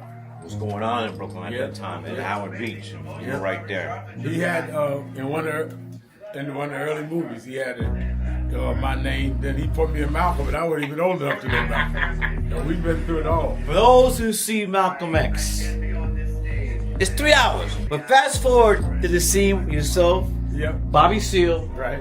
Bobby Seale, Denzel, and me. Yeah. Denzel was on the set. Now let me ask a question. Keeping it real. I'm your Won't host. you wait on that? Reverend Al Sharpton. Don't forget, I've been working these phones. Politics Nation with Al Sharpton is going to be hot this weekend. Make sure you tune in Saturday and Sunday, 5 p.m. Eastern Time on MSNBC. And tell all your friends. And summer's over, so those that tune out, that's tuning back in, they need to tune in Saturday and Sunday, 5 p.m. Eastern Time on MSNBC. Then you that are in the tri-state area, you owe it to yourself. Come to the Saturday Action Rally. 9 a.m. to 11 a.m. in Harlem at the House of Justice, 145th Street and Lenox Avenue. 9 a.m. to 11 a.m. You that are not in the New York area can watch it live on Impact Television, or at live stream at www.nationalactionnetwork.net. And don't forget, you in Houston, I will be in Houston Sunday morning. I'm preaching at Lily Grove Baptist Church, Reverend Dr. Terry Anderson, member of the board of National Action Network. I'll be in Houston. So I'm going to do Saturday rally in Harlem, do my television show, jump on a plane, get to Houston late Saturday night, preach, and then come right back to New York. So y'all be with me. Let me go to Rod in Detroit, Michigan. Rod, you're keeping it real with Al Sharpton. Hey, what's up, Reverend Al? I'm doing good. How you doing? Hey, I'm good, but I'm back. I am back to debate with you and agree with you on certain issues here and there. So please always understand I'm doing it out of love because I'm on the same team. Now, Reverend Al, I am Rod, a.k.a. the lightning rod of inspiration, motivation, and solutions. The lightning rod. So here we go, Reverend Al. Let's start with Chicago, and then wanted to talk about, well, let's go with the immigration situation first. And then I want to go to Chicago, and then tougher laws and things of that nature. Immigration situation. If I'm the president right now, here and now, right now, I say yes, borders closed. But I want to make it easier for people, the good people, to get back over here. So yeah, I would do everything in my power to have the good people come back over, or you can even keep them over, some of them, but you have to put a cap on it at some point somewhere, whether it's Hispanics, Africans, Arabics, or Europeans. So how would you determine who's the good people? Research, fingerprints. I will most definitely look at the criminal backgrounds and red flags and things of that nature. Now, again, I agree with closed borders. I don't believe people should just be waltzing over here, crip walking over here, doing an electric slide across the border. No. It has to be closed. But I like the good people. You know what I'm saying? I love good people that wants to come here and contribute and do the right thing. So with that being said, it has to be done a certain way. And what more can you say? I mean, people are getting upset that our illegals are being taken back. I mean, it might be the way that they're being taken back. I agree with that. You should not be harming people unless they're criminals and they deserve it. But if it's regular people, you shouldn't be, you know what I'm saying, treating them like criminals just because they are illegal aliens and they have to be, shipped back over there for right now. So I would say just a plan to make it easier for the good people to come back over here should be looked into, whether Trump does it or Democrats and Republicans all together do it. Now, I want to go to Chicago. Now let me ask a question. Okay. And then you can go to Chicago. When you talk about we ought to check the background and criminal record and good people, should we check the 55 or 60 white people, white South Africans that Trump brought out over here? Yes, everybody, bro. Well, I mean, there's no record that they did. They brought them over here saying that they were running from genocide or running from South African government was taking their land and going to kill them. So we've not heard the same requirements for them, nor have we seen. What is interesting to me, Rod, is they've been here now a couple of months. I haven't seen one interview with them. They just like blended in. It's all right. Nobody's bothering them. They run around, not being deported. Don't you see that as a little unequal? Yeah, Reverend Al, trust me. Right now, like I said, if I'm the president right now, I would want this for Arabics, Black people, Africans, Hispanics. I would do the background check on all of them, Europeans, everybody, me, myself. So yeah, that is wrong for white people to do that for other white people, but they're probably going to try to do that for some other white people. It's not right, most definitely not right, and I don't agree with it. But looking at the whole aspect of things, as far as the Hispanics, who are the majority of the people that are flooding over here, most definitely, you know what I'm saying, most definitely get the background checks done on them and everybody else as well. But I don't have that authority right now. If I did, I would say everybody most definitely have the background checks, but the borders have to be closed. You know what I'm saying? But now let's go to Chicago, Reverend Al. I agree 1,000,000% on what they're doing in Chicago. They need to do it in Detroit. They need to do it in Cali. They need to do it in New York.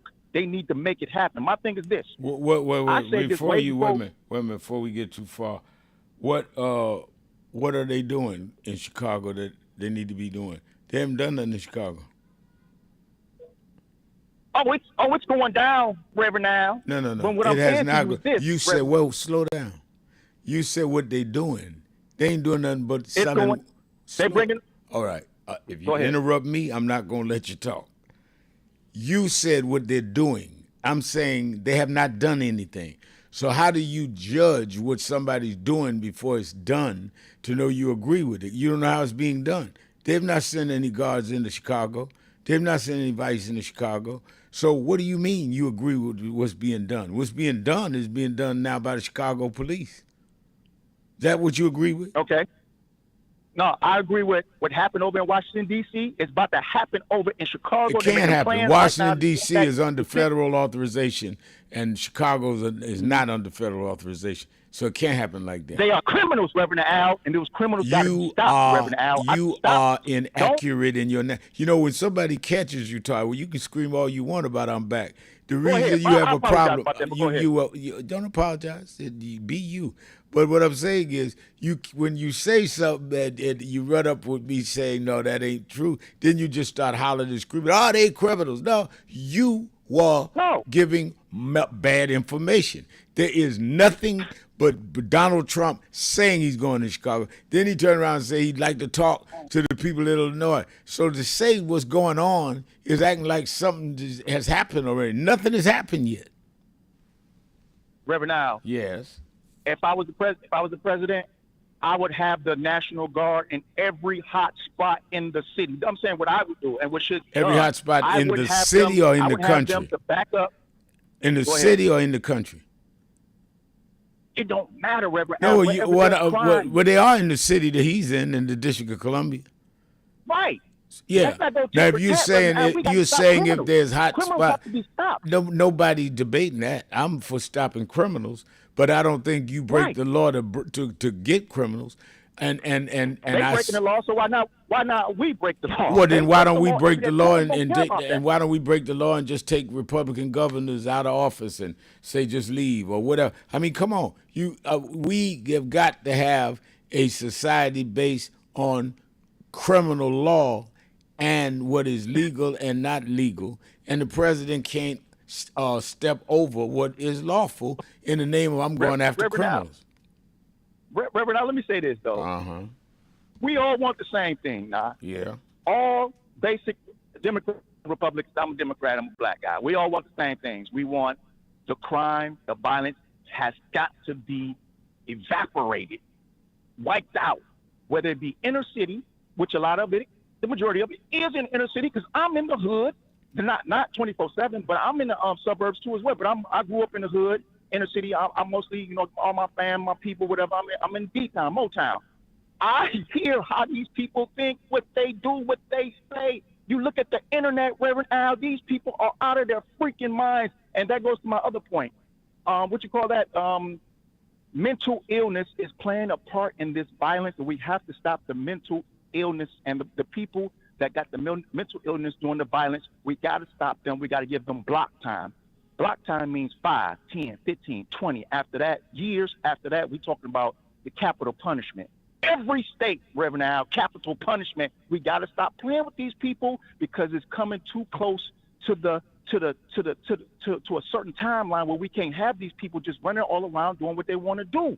Not around my family, not around your family, not around our family members. They got to be stopped, Reverend Al. So we gotta up the ante. So who makes the laws but the problem quicker and tougher in every state? Who makes the laws quicker and tougher in every state? The problem with that, Rod, is what you said.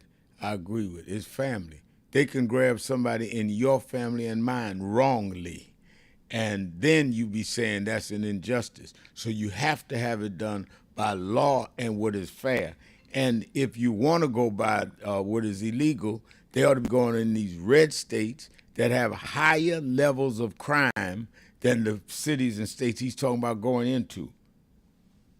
That's just a fact. Reverend Al, I'm talking about in the hood. Bro. They got hoods in these red states. You've been to Louisiana? Shreveport has a hood. New Orleans has a hood. What are you talking about? Okay, let's get it then.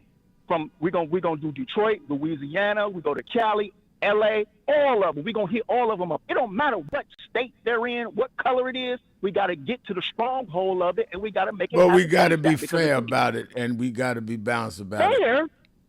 We wasting too much time, Reverend Al. All right, then good. Let's go right into Louisiana right now. You're right. Let's quit wasting time, and let's leave there and go to North Dakota. I'm glad you said it. Thank you, Rod. Let's go to Elisha in Seattle, Washington. Let's go to break first. Let's take my break. Keeping it real. Sharpton. Be right back.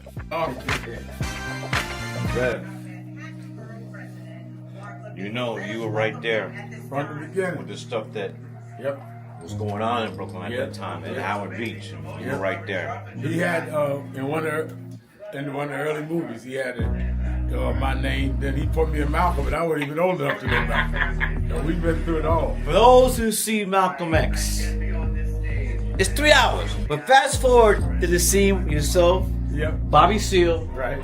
Bobby Seale, Denzel, and me. Yeah. Denzel was on the set. Now, let me ask a question. Yep. What was your weight on that scene? I probably about 270. I was bigger then. Yeah. Still had the hair back. Yeah, you had the hair on. Yeah, it was Denzel, yourself, and Bobby Seale. Yeah, all in one scene. And also, there was no cut, so we went like this. That's right. That's right. That's right. Yeah. Only Spike could have done that. It's my brother right here. My baby. Brooklyn's in the house. Yes, sir. Brooklyn's in the house. BK.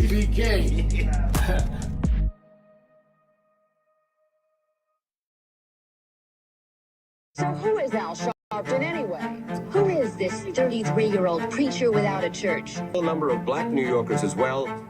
He is little more than a pudgy exhibitionist who can be counted on to show up, bullhorn in hand, at every racial incident.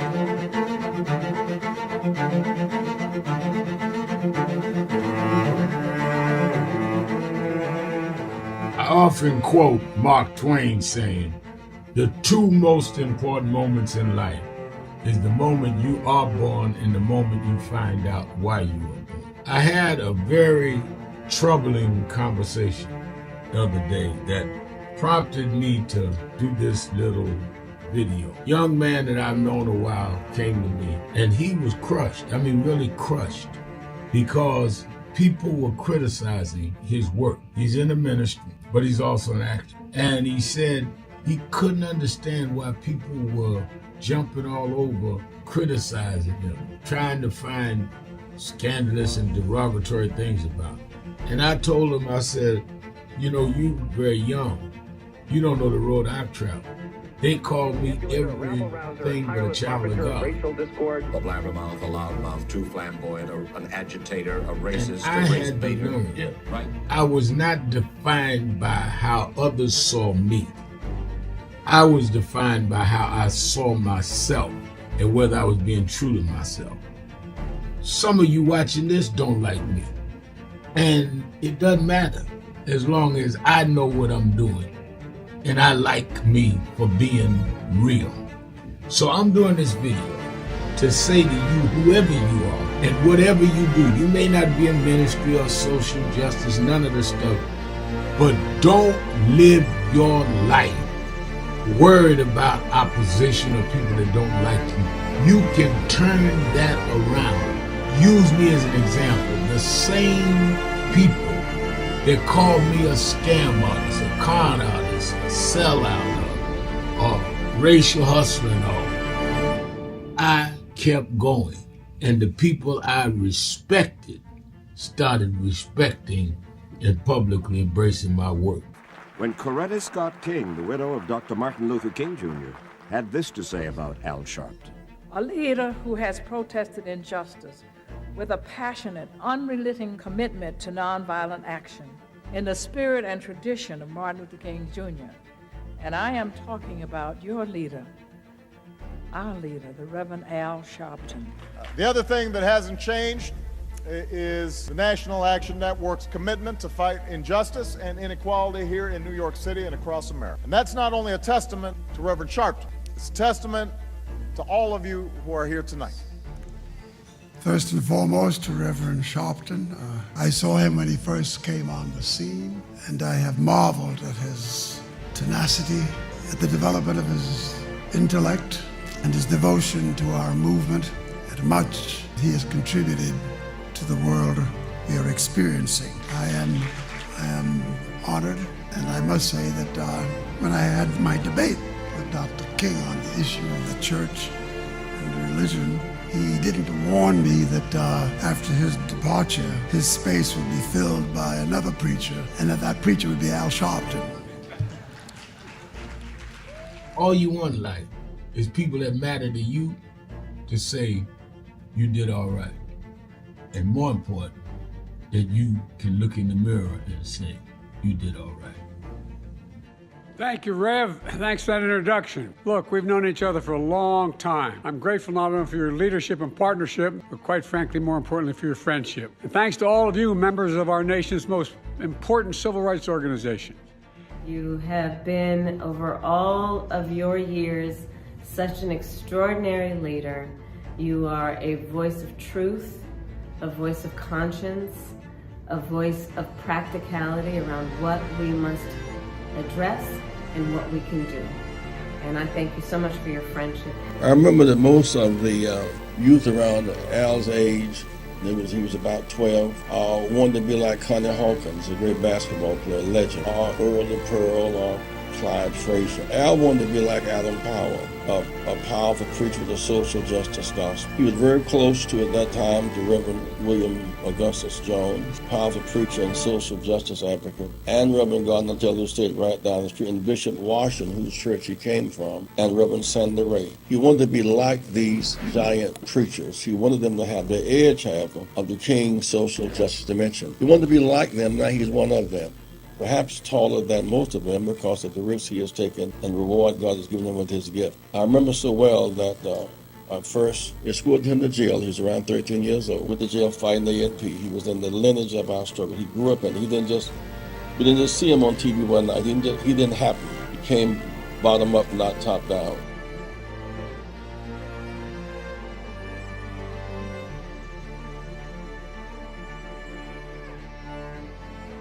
For 90 days, they're going to do a study of what companies have pulled out of DEI and what companies have a small margin of profit. And we in 90 days are going to announce the 2 companies that we're going after. And we're going to ask everybody in this country, black, white, brown, gay, straight, woman, trans, don't buy where you are not respected. Donald Trump can't make us buy your stuff.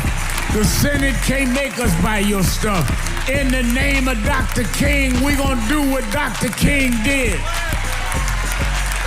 Trump tweeted the other week, I'm a con man. Don't call me the coin man. I'm going to stop the coins from dropping in the wrong place.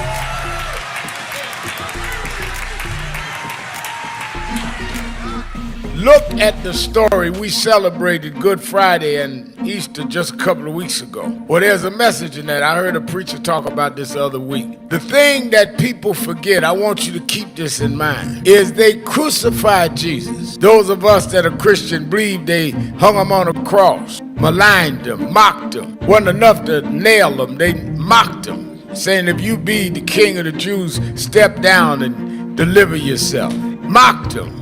Ridiculed him. He wanted water, they gave him vinegar. Crowned him with a crown of thorns. When they should be giving you your celebratory, they're going to give you some attacks. But the end of the story was they went and laid him in Joseph's tomb. Didn't even have a family tomb. Didn't have insurance like some of us. Laid him in a borrowed tomb. But the third morning, this is the story they tell it. The third morning, when they came to where they laid him, he wasn't there. My message is to you today that don't let them catch you where they laid you.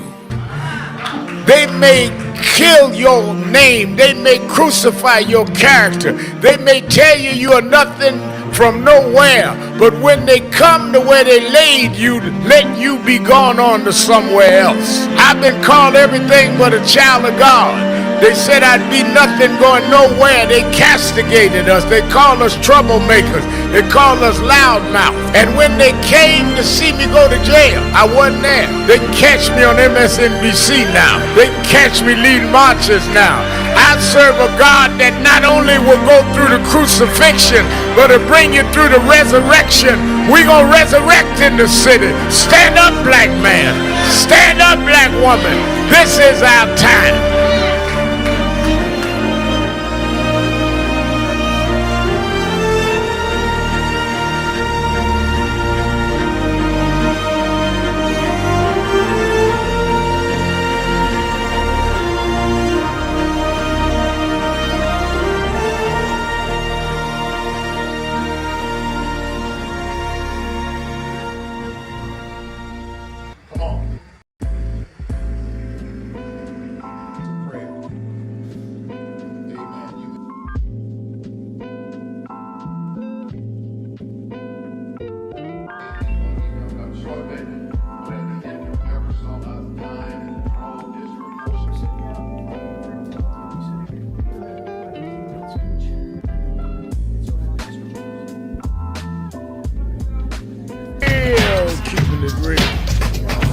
I am your host, Reverend Al Sharpton, and we are back. And let me just say that we have received breaking news that Charlie Kirk has been shot in Utah Valley at Utah Valley University. And we do not know how serious it may be, but it is just jumped across. He's a political activist and author, as many of you know, and one of the young conservative, I would say, big names, I'll put it that way. He co-founded Turning Point with Bill Montgomery, and Kirk was the executive director that he served as part of their Turning Point Academy and Council for National Policy. So again, we know that he's been shot. We do not know what that means in terms of life or death at this point, but it's reported that he was at Utah Valley University. So I'll give more reports as we get them. Let's go to Alicia in Seattle, Washington.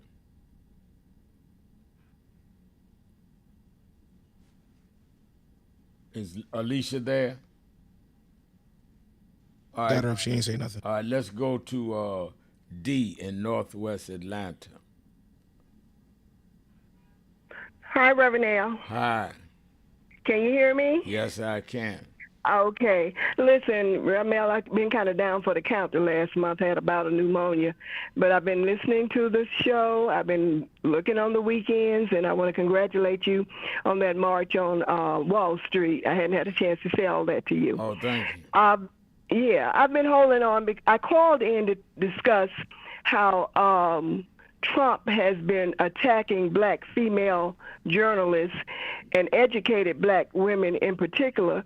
And during the last hour that I've been waiting, a couple of black men called in to disrespect black women too. So what can I say about the president doing it when we got black men doing it, Reverend Al? And I recall that that Malcolm X once said, the most disrespected person in America is the black woman. The most unprotected person in America is the black woman. The most neglected person in America is the black woman. But even at that, Reverend Al, black women have always been supportive of black men and our black families. And as black people, we should work together, men and women, but while all black women experience racism, as black women, we also experience racism and misogyny. The other day, your Mies Alcindor was asking President Trump a question because he has declared war on Chicago. When she asked him about it, he said, "Darling, you need to shut up and be quiet and listen. That's why you're a second-rate person." Reverend, now this is the America that we live in now. And we need to all be aware of it and all do the best we can. When I talked to you about a month ago, I told you that I'm very excited. At my church, Big Bethel AME Church on Auburn Avenue, we got a new minister in this summer, and his name is Pastor J. Augustine. And he's all into social justice ministry. The same weekend that I wasn't able to go, but the same weekend that you did the march on Wall Street, we had a big social justice gathering at Big Bethel, and I was glad to see that former Mayor Bill Campbell was there. Oh, wow. And Andrew Young was there, and it was really something to see. I had to watch it online since I was ill and could not be there. But Reverend L, I think I do have a positive outlook right now, at least coming from my church. That's great. That's great. I appreciate your call. Let me also say that I missed Dee when Dee was sick. I didn't want to ask over there what happened. I'm glad that she called in. I wanted to read to Tanya Stovall said on the message board. I understand, Barbara Jean, it takes a lot to listen to some of these callers. And I saw Barbara Jean had a message. She couldn't take no more of the whining and the criticism. And I understand that. It's painful for black women to hear that. Hear that stuff that we heard. But one of the reasons I let those callers expound upon what they're saying sometimes is I think that some of us need to hear how much work is left to be done. A lot of people think, well, why Reverend Al pushing us to march? Why pushing us to... Sometimes y'all need to hear some of the stuff that some people in our community really think. I'm talking about grown folks saying that we should not deal with black women, just marry some Latino or white or something. Or saying that, it don't matter about anything but getting rid of the criminals. So I let some of it go through because, one, they have the right to express themselves. And two, those of us that are in the trenches need to understand that we got a lot of work to do inside of our community. And so I'm sorry to lose Barbara Jean for the day. I hope she's back tomorrow. I love her being with us, but that's why I let everybody through so they can say what they got to say. Because believe me, sometimes I talk to people, stop me in the street and say stuff, and I'm like, I can't get off the field now. If I wanted to retire, I couldn't because there's a lot more work to do. Is that Tech Oranges TV? Says, I listened to Al Sharpton because he can be heard. I can say more with text because he has a platform where we can be heard. Okay, I see it now. I listen to Al Sharpton because he has a platform where we can be heard. I'll say more on the text. And that's exactly right. I want people that disagree with me to feel free to call this show. Because when I was coming along, you had many national shows. You had Bob Law. You had Joe Madison. You had any number of them, Dale Shields, Tom Joyner, all kind of shows. We don't have many syndicated shows anymore. That's national. And we have just about little or none talk shows on TV that are opinion shows where we can give our opinion. Even on MSNBC.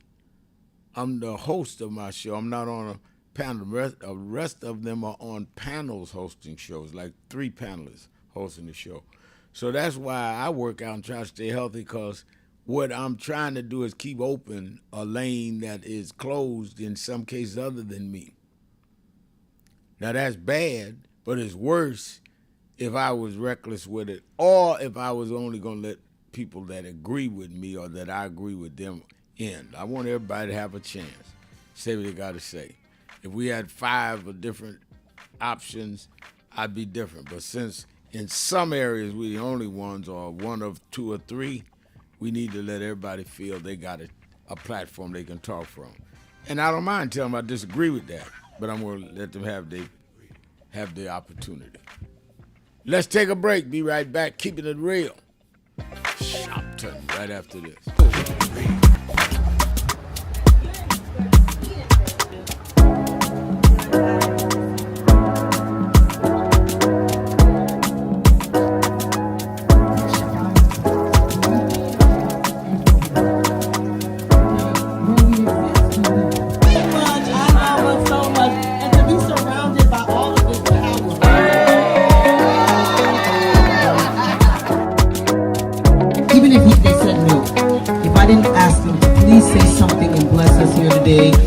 Encourage us, because where we are, we need guidance, we need direction. Reverend Sharpton, if you could please guide us and say a few words, because we just must. There's no way you're interviewing us.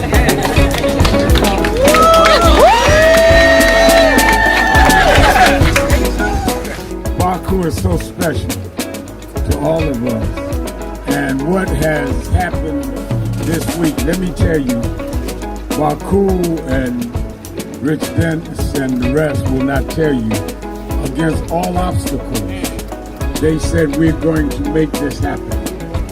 I was here 31 years ago when Essence Music Festival started. I've spoken at every one for 31 years. They wanted to stop this. They ended DEI. But just because they ended DEI, we will not DIE.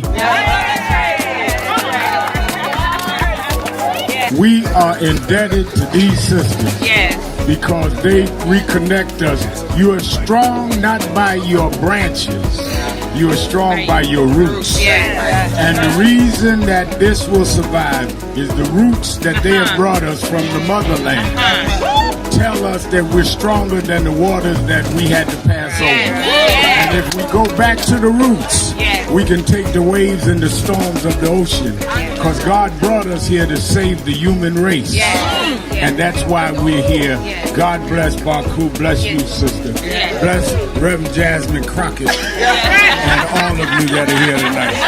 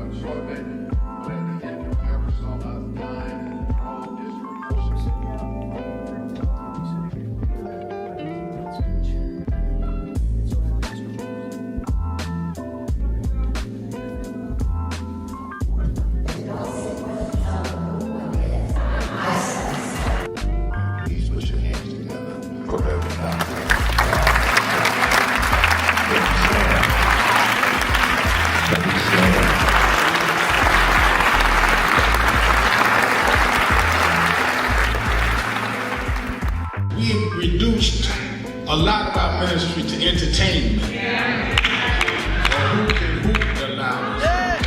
Who could run around the pulpit more? Or who got the dresses fancier? And don't deal with the ministry. Jesus healed more people than he preached to. Because there is in the healing your message. They followed Jesus because he healed a woman with the issue of blood. They followed Jesus because Jesus saw a blind man named Bartimaeus. A lot of us would have dismissed him because he was a broke, poor, homeless, a blind man. How you know he was broke, Reverend? Because they say he was begging. But he understood what he was doing because he heard that Jesus was passing by. And when Jesus got close enough, he said, Jesus, son of David, come see about me. They kept telling Jesus, let's go, look, we got a schedule, we got people to see. He said it again, Jesus, son of David, come see about me.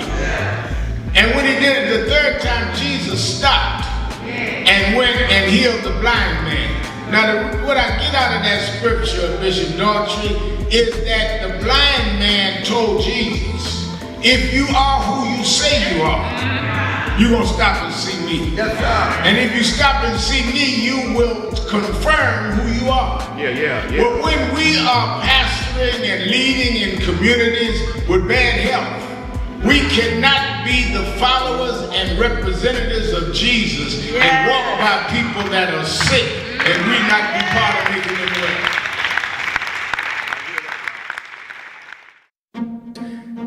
Look at the story. We celebrated Good Friday and Easter just a couple of weeks ago. Well, there's a message in that. I heard a preacher talk about this the other week. The thing that people forget, I want you to keep this in mind, is they crucified Jesus. Those of us that are Christian believe they hung him on a cross, maligned him, mocked him. Wasn't enough to nail him. They mocked him, saying if you be the king of the Jews, step down and deliver yourself. Mocked him. Ridiculed him. He wanted water, they gave him vinegar. Crowned him with a crown of thorns. When they should be giving you your celebratory, they're going to give you some attacks. But the end of the story was they went and laid him in Joseph's tomb. Didn't even have a family tomb. Didn't have insurance like some of us. Laid him in a borrowed tomb. But the third morning, this is the story they tell it. The third morning, when they came to where they laid him, he wasn't there. My message is to you today that don't let them catch you where they laid you. They may kill your name. They may crucify your character. They may tell you you are nothing from nowhere, but when they come to where they laid you, let you be gone on to somewhere else. I've been called everything but a child of God. They said I'd be nothing going nowhere. They castigated us. They called us troublemakers. They called us loudmouth. And when they came to see me go to jail, I wasn't there. They can catch me on MSNBC now. They can catch me leading marches now. I serve a God that not only will go through the crucifixion, but will bring you through the resurrection. We're going to resurrect in the city. Stand up, black man. Stand up, black woman. This is our time.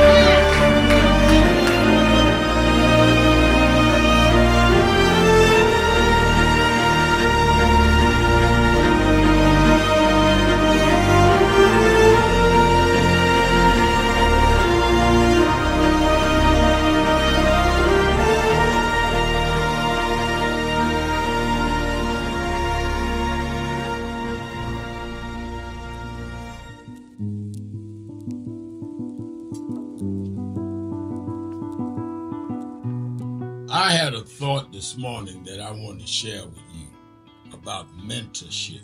I am able to do a lot of what I do because I had great mentors, but there are correct ways and incorrect ways to mentor people, in my opinion. I was mentored as a boy preacher by Bishop F.D. Washington, one of the great Pentecostal preachers of his time. Then Reverend William Jones, who became my pastor after Bishop Washington died, who was unquestionably in the top 5 black church ministers, theologians. Reverend Jesse Jackson, who I started my activism under his leadership, he and Reverend Jones. And I learned politics directly as a youth director from Shirley Chisholm. So even though I didn't finish college, I had the most unique education in the world from being exposed to giants. But the one thing I learned is as I grew older and people started coming younger than me and wanted me to teach and mentor them, the magic of the mentors I had is they did not want me to be their clone. They wanted me to learn things from them and use my own gifts and talents in my own unique way and let me do things on my own, because they knew that if I flopped in some things, it would teach me for the other things. They'll come and help me once I was down, but they were not going to have me avoid being down. And they were not going to impose themselves on me. Why am I saying that? Because too many mentors want clones. Get real. And too many mentees. I'm your host, Reverend Al Sharpton. Let's go to Chicago to the activist extraordinaire, Pam. Sister Pam, you're keeping it real with Al Sharpton. Oh, hey, Reverend Sharpton. First, how are you? I'm doing all right. I'm taking some of this incoming fire on the show today. That's a good thing. Keeps me alert. But I know you're well equipped for it. I know you're well equipped for it. And I'm glad you let people express themselves because we need to hear those point of views. Let me also say I hope that your family is well, because I know you don't do this work, and neither does Reverend Jackson or any of our civil rights leaders. You don't do this work and not have your family be a part of it, whether directly or indirectly. And I'm always respectful of that. So thank you to your family as well. Thank you. Yes. Well, your initial question was about immigration. Right. Of course, I've heard some things, Reverend Sharpton, that I just have to quickly address. So first and foremost, I want to say to the black women, what we're hearing from some of the black men, just take a deep breath and let it go. Because some of it is out of pain, and then some of it is just out of self-hatred. And so to the brother who said, date other women, don't date black women. If that's your perspective, then fine, you do that. And if anybody else wants to do that, do that. But you don't have to denigrate your own women if you have a preference for other women. I wrote a whole poem about it, Reverend Sharpton. I won't read it now, but I've got it. Mm-hmm. So I'm just saying, if that's what you want to do, you do that. Now, to the brother who specifically talked about Stacey Abrams and feminism and, black women wanting to, about pro-abortion, and that's what the feminist movement is about, I just need you to have some historical context, because there was a time that women didn't have control over their bodies. Mm-hmm. Right? And they had to have babies every time they had a pregnancy, or a pregnancy developed out of every intimate, contact with the husband. So to say to women that abortion is an issue, it's only an issue if a man gets her pregnant. So here's my remedy, and I need the men and women to listen closely, but particularly the men. Here's a novel idea. Stop getting women pregnant. Stop having sex out of marriage, out of wedlock. Stop having affairs, cheating outside the marriage, and getting women pregnant. Because nobody can force you to impregnate a woman.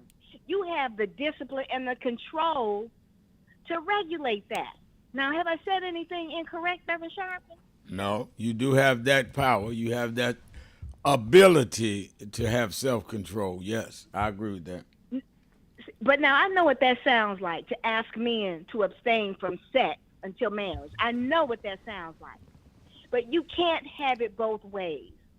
So to the black men who have a problem with abortion, you can't keep talking about abortion, and you haven't started any men's group that's talking about let's stop getting women pregnant. Until that big push happens, let's stop it on the other end.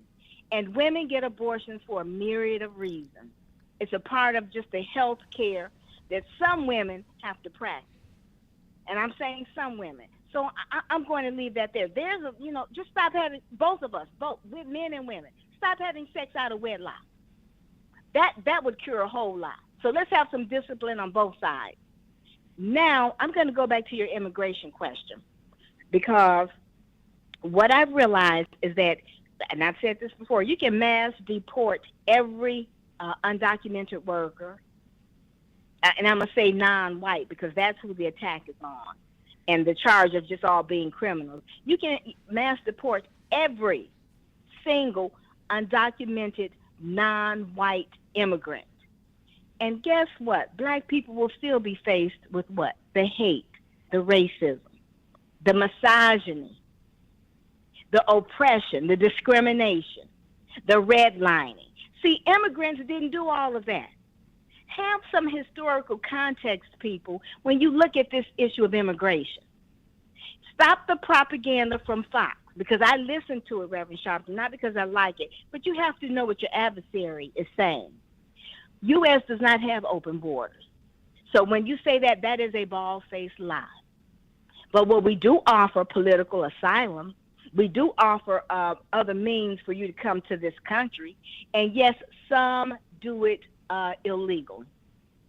So we acknowledge that. But then even then, Reverend Sharpton, look at the historical context for people wanting to flee their own country to come here. America plays a part in that with our policies. And so, but we don't want to understand that. We're just mad that they're here. We're mad at the immigrants that are working, but for some reason, we just can't muster up enough anger to be upset with the CEOs who gave undocumented workers jobs. Do you follow me, Reverend Sharpton? I do, yes. So we're mad at the immigrants, but I don't hear this adjudicated sexual abuser and all the criminals on his cabinet. I don't hear them attacking the CEOs. Or let's even look at the reverse situation. What about all of these corporations who deserted the American workers to go over there to get cheap labor in China, in Mexico, Taiwan, and any other place? Is there any outrage for them? Are there any arrest warrants? I mean, so if you don't understand the full issue of immigration, then just shut up. Because I'm telling you, you cannot tell me that we are not in danger from these white supremacists who have control of the White House right now. They are more of a danger than any immigrant could ever be. And so if you're siding with that, then I'm moving forward. As for the black men and their political affiliation, it was a mistake to go against Stacey Abrams. And Reverend Sharpton, you perhaps can talk to some of the black business people there. I have spoken to a few that I know. They're not better off because this adjudicated sexual abuser is in the White House. Stacey Abrams was fighting for families. George Floyd and every other police murder. Black women out there putting themselves on the line. I saw black families out there marching for George Floyd.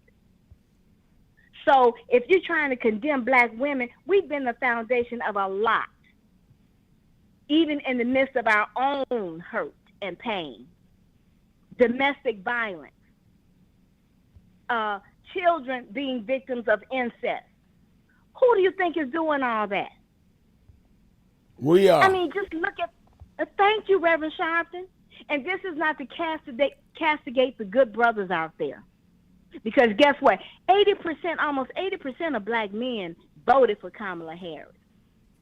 Even though they had some issues with her. Right, they did. But they knew, yes, they knew they could not vote for a sexual predator. Someone who was best friends with a sex trafficker and who was offering favoritism to a convicted sex trafficker in jail right now by transferring her to a minimum security prison. See, we're worried about all this. I'm worried about this wealthy sex pedophile sex trafficking ring that have reached into the government. These people are not just perverted, they are powerful. That is what's so frightening. I mean, I don't think people stop and think sometime, Pam. We are literally talking about the President of the United States, Commander-in-Chief of the Armed Services, Chief Executive Officer of this country, that's debating whether he signed a card to a convicted sex trafficker sent his personal lawyer down to interview a woman doing 20 years convicted of sex trafficking and got her moved to a minimum security federal penitentiary. And we acting like this is just another day at the office. This is outrageous. It's disgusting. And that's why I can't, you voted for him, stay with him. Because we've got to get more registered voters, and we've got to get our side of the team together. I'm not trying to unify with somebody who's voted for him. He was grabbing women by the P in his first administration, and they still voted for him. We've got to let them go, Reverend Sharpton. And Reverend Sharpton, can I add one more thing about what Dr. King said? Go ahead. Oh, he talked about philanthropy. And this is for all those wealthy black people who are silent. I'm going to ask them to read that. He said, because philanthropy is necessary, right? Right. But is it necessary because of the economic injustice that is being done? So your philanthropy alone is not enough. You must look at the reason that your philanthropy is necessary, and you must attack that.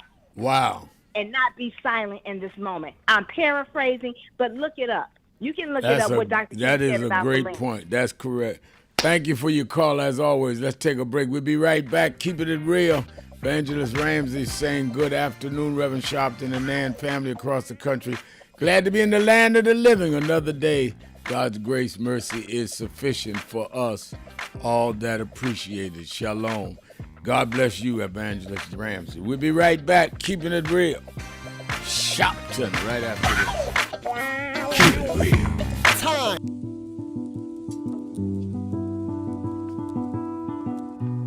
I had a thought this morning that I wanted to share with you about mentorship. I am able to do a lot of what I do because I had great mentors. But there are correct ways and incorrect ways to mentor people, in my opinion. I was mentored as a boy preacher by Bishop F.D. Washington, one of the great Pentecostal preachers of his time. Then Reverend William Jones, who became my pastor after Bishop Washington died, who was unquestionably in the top 5 black church ministers, theologians. Reverend Jesse Jackson, who I started my activism under his leadership, he and Reverend Jones. And I learned politics directly as a youth director from Shirley Chisholm. So even though I didn't finish college, I had the most unique education in the world from being exposed to giants. But the one thing I learned is as I grew older and people started coming younger than me and wanted me to teach and mentor them, the magic of the mentors I had is they did not want me to be their clone. They wanted me to learn things from them and use my own gifts and talents in my own unique way and let me do things on my own, because they knew that if I flopped in some things, it would teach me for the other things. They'll come and help me once I was down, but they were not going to have me avoid being down. And they were not going to impose themselves on me. Why am I saying that? Because too many mentors want clones, and too many mentees want their mentors to put them on a pedestal. Oh, so-and-so didn't do this for me. Oh, so-and-so didn't open doors for me. If they got to open doors for you, it may mean that they knew you weren't ready to go through those doors. Their job is to prepare you. Your job is to develop your own skills, your own unique ways. And I don't care if it's my daughters, who both have come into their own, or anyone else. I'm not a talent agent. I did not form National Action Network to give people their step up. I formed it to fight for justice for everybody. If talented people get in, it's my job to invest and give them a platform. It's their job to get on the platform and perform and show their ability. Sitting with me today in the office as I talk about it is one of my mentees, Reverend Stephen Marshall. Now, Stephen, you just came around us when you were how old? 11 years old. 11 years old. You just turned 40 and now you're called to the ministry? Yes, sir. And what do you do in National Action Network? I formulate policies, lead in various regions, but most importantly, I senior advisor to you on all things from social justice strategies, politics, intergovernmental affairs, you name it, community organizing, all of that stuff. And I could go through scores of others. My daughter started Huddle. They got Huddles now, which is for young people to meet once a week all over the country. I just saw the video from the Las Vegas National Action Network chapter. Now, when you decided to preach, did I ever tell you to become a preacher? Not one time. Who called you to preach? The Lord. All right. And did I say go to this school or that school? No, sir. Did I open this door, that door? Did I tell you be ready when the doors open? Always be ready and prepared. And that's what I'm saying. Get you some young people than you that you can help along the way. But don't be their talent agent. Their talent must speak for themselves. And anybody that grumbles with you about so-and-so didn't do something for them, maybe it's because they didn't feel you were ready, or that they felt if they did it, you wouldn't do it on your own. But we all don't live forever. I want the next generation to speak of me, of National Action Network, and others, the way I speak of Reverend Jones and Bishop Washington and Shirley Chisholm and Reverend Jackson. But I just don't want young people to feel that somebody ought to give them the reins of leadership or give them the reins of business or whatever it is you're in. You need to learn from their journey, get the pearls of wisdom from them, but don't have them do for you, because then it means you can't do it for yourself.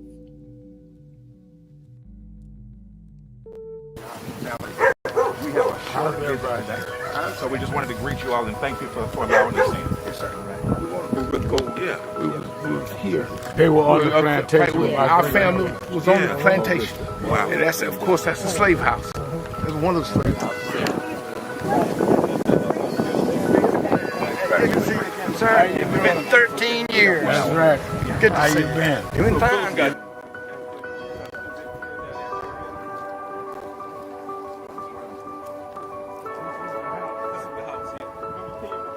Last time. And we, Alexander Sharpton.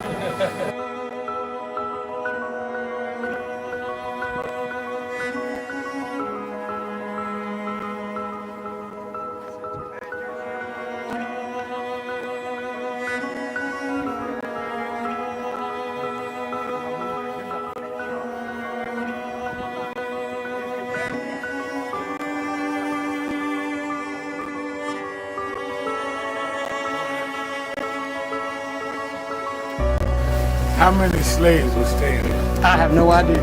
This is where they would have a slave. Yeah, that's when exactly. That was exactly.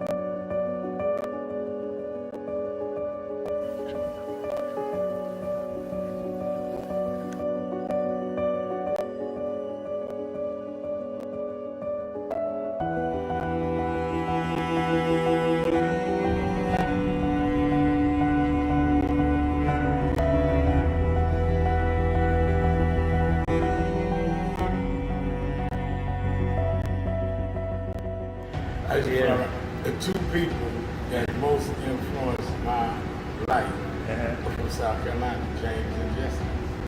Jesse right up the road. Keeping it real. I'm your host, Reverend Al Sharpton, and we're back. Don't forget Politics Nation with Al Sharpton live at 5 p.m. Eastern Time on MSNBC. We are working on the show as I speak, and as news comes in, we are shaping. We, of course, going to deal with this whole question of immigration. We're going to deal with this question of the National Guard readying and the ICE people readying for Chicago. We're going to deal with the shooting of Charlie Kirk, I'm sure, and many other issues. Make sure you watch Politics Nation this weekend. You in the New York area, meet me or beat me to the Saturday Action Rally at the House of Justice, 145th Street and Lenox Avenue in the Harlem. You that are not in the New York area can watch it live on Impact Television or at nationalactionnetwork.net on live stream. Let's go to my friend, the sage of the South, Brother Jihad. Brother Jihad, you're keeping it real with Al Sharpton. How you doing, Brother Al? I'm doing well. How are you? Pretty good. Congratulations on a successful march and program. Thank you. You know, Reverend Al, they did not show or report it on TV in Atlanta at all. No, I didn't know in that. the news. Wow. Yeah, you know what I mean? And I think all across the, you know, recently they talked about how the ESPN and the, when the president went to, when the sexual abuser, I like what she said, right, went to the Open the other day, they told the executives not to play the booze, you know what I mean, and to only show the president in a good light, you know what I mean? So it shows that the media definitely is conspiring to keep certain information away or certain things away from the common people. And there's nowhere in the world you had that march with, I think you said 10 to 15,000 people for the cause that you all marched for, and there was no news coverage about it. Yeah, well, I'm glad you told me, because I did not. There was a lot of coverage up in the north, I know, and the West Coast, but I don't know what happened in Atlanta. That's interesting. Yeah, and also, you know, on another note, some of the programs, radio programs here, black ones, they didn't push it either. Yeah. You know what I mean? To be honest with you, you know what I mean? They some of them, they didn't push it, to be honest with you. They didn't make mention of it, especially the day that it was happening or the day after, unless somebody who went to the march brought it up or someone talked about it. So that's kind of sad too, to be honest with you. The issue with, and I'm glad Pam came around in the end and said maybe both of them should practice no sex. both of them have the power, you know, the black male and the black female, to say no to sex, to produce children. You know what I mean? So now I'm glad she came around with that part in the end. But I think the caller went kind of all out of his way to try to say he wasn't condemning black women. You know what I mean? I think he tried his best to try to make his point without the condemnation or to imply the condemnation. And I think that some of what the caller said was true, and then some of it is not true. You know what I mean? I think that, and I'll give you an example. For the last 2 years or 3 years on TV, and maybe a little bit longer, there have been numerous commercials on TV about black women and foreigners, or white men, or foreign men as husbands in commercials, all over the TV. I mean, everybody should see it. Almost every commercial that comes on now has a black woman with a non-black man as a companion or a husband or in bed or wherever on the commercial. Who puts that idea out there and who pushes that commercial? Who came up with the idea that we need to push that agenda for black women to reach outside of black males for companionship? It had to come from somewhere. You know what I mean? Yeah, that's true. It had to come. It just didn't come out of the blue sky that all of a sudden they got happy. And I do agree with the caller that during our civil rights march in the 60s, the emphasis was on black people, family. And there was not a major emphasis on just black women. And you do hear constantly black women, black women, black women, black women, black women. And that's not to say you dislike black women. It's just to say that somebody else is using this as an agenda to push a wedge. And to ignore it just doesn't make any sense to me. And I think I talked to you on your show before. I completely understand why black women need to be pushed forward and need the economic opportunities and the educational opportunities, because they're the common sense is that she's the head of the household in 80% of our families, right? Right. That's right. So she's the head of a household. Then she does need to be pushed forward educationally and business-wise and education. Until we as black men step forward, or us as a group, reestablish the concept of marriage among our people, we can't have the black woman ill-prepared to take care of family if she's the head of the family. So I think that when we look at it, we have to look at it like I think one of you called. We have to look at it with some common sense, so to speak. You know what I mean? The one caller and to the one caller who called talking crazy, black woman, you know that ain't all of us. You know that ain't even half of us. That's right. You know what I mean? So you don't make an issue out of saying black men feel this way because of the one foolish caller. How possibly can he condemn all black women and maybe only dated 5 in his whole life? And when you told him about his mama and he still didn't succumb, then ignore him completely. Ignore his comment completely. We give him the right to say it, like you said. Right. So we clearly ignore it. And lastly, we're now this shooter in Charlotte.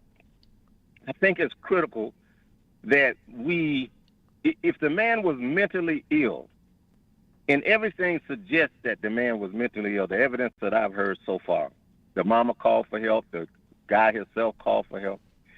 We can't allow them to portray this to support this president issue with crime like we're just killers. Right. That's right. We have room in this country for people who are mentally ill. And we have to be the one who speak out and say, okay, look, if you have a different criteria to deal with criminals who are mentally ill, and a criminal that's mentally ill do something, then don't try to make it a racial thing, and don't try to make it like we're just outright criminals. Right. You're right. And then we have to be the one to speak out against that, because that's what they're doing, right? That's what Charlie Kirk was doing. Yep. Said that the guy killed the lady just because she was white. He don't know that. He didn't know that. To be honest with you, and he just said that the other day. So I think that we got to take a stand also and present these particular situations, or at least question it. Either you have issues of programs that deal with mentally ill people, or you don't. So don't cast this one incident, which was brutal and definitely done by a mentally ill person, as this is something common among black men and black people, that we just get on subways and stab people. You understand what I'm saying? Exactly right. Exactly right. And then there was the thing in Atlanta. I'll call you back tomorrow. Okay. And talk about what Deborah talked about. That conversation was a little bit misleading, and I'll share. I don't know. You got other callers now. I'll call back tomorrow to address the whole picture of what that argument was about. Oh, the please. simple fact is that all across America, inner city schools populations are going down. So you have many schools in the city of Atlanta that only have built for 2,000 or built for 1,500 or 1,000, and there's only 500 to 700, 800 students in the school.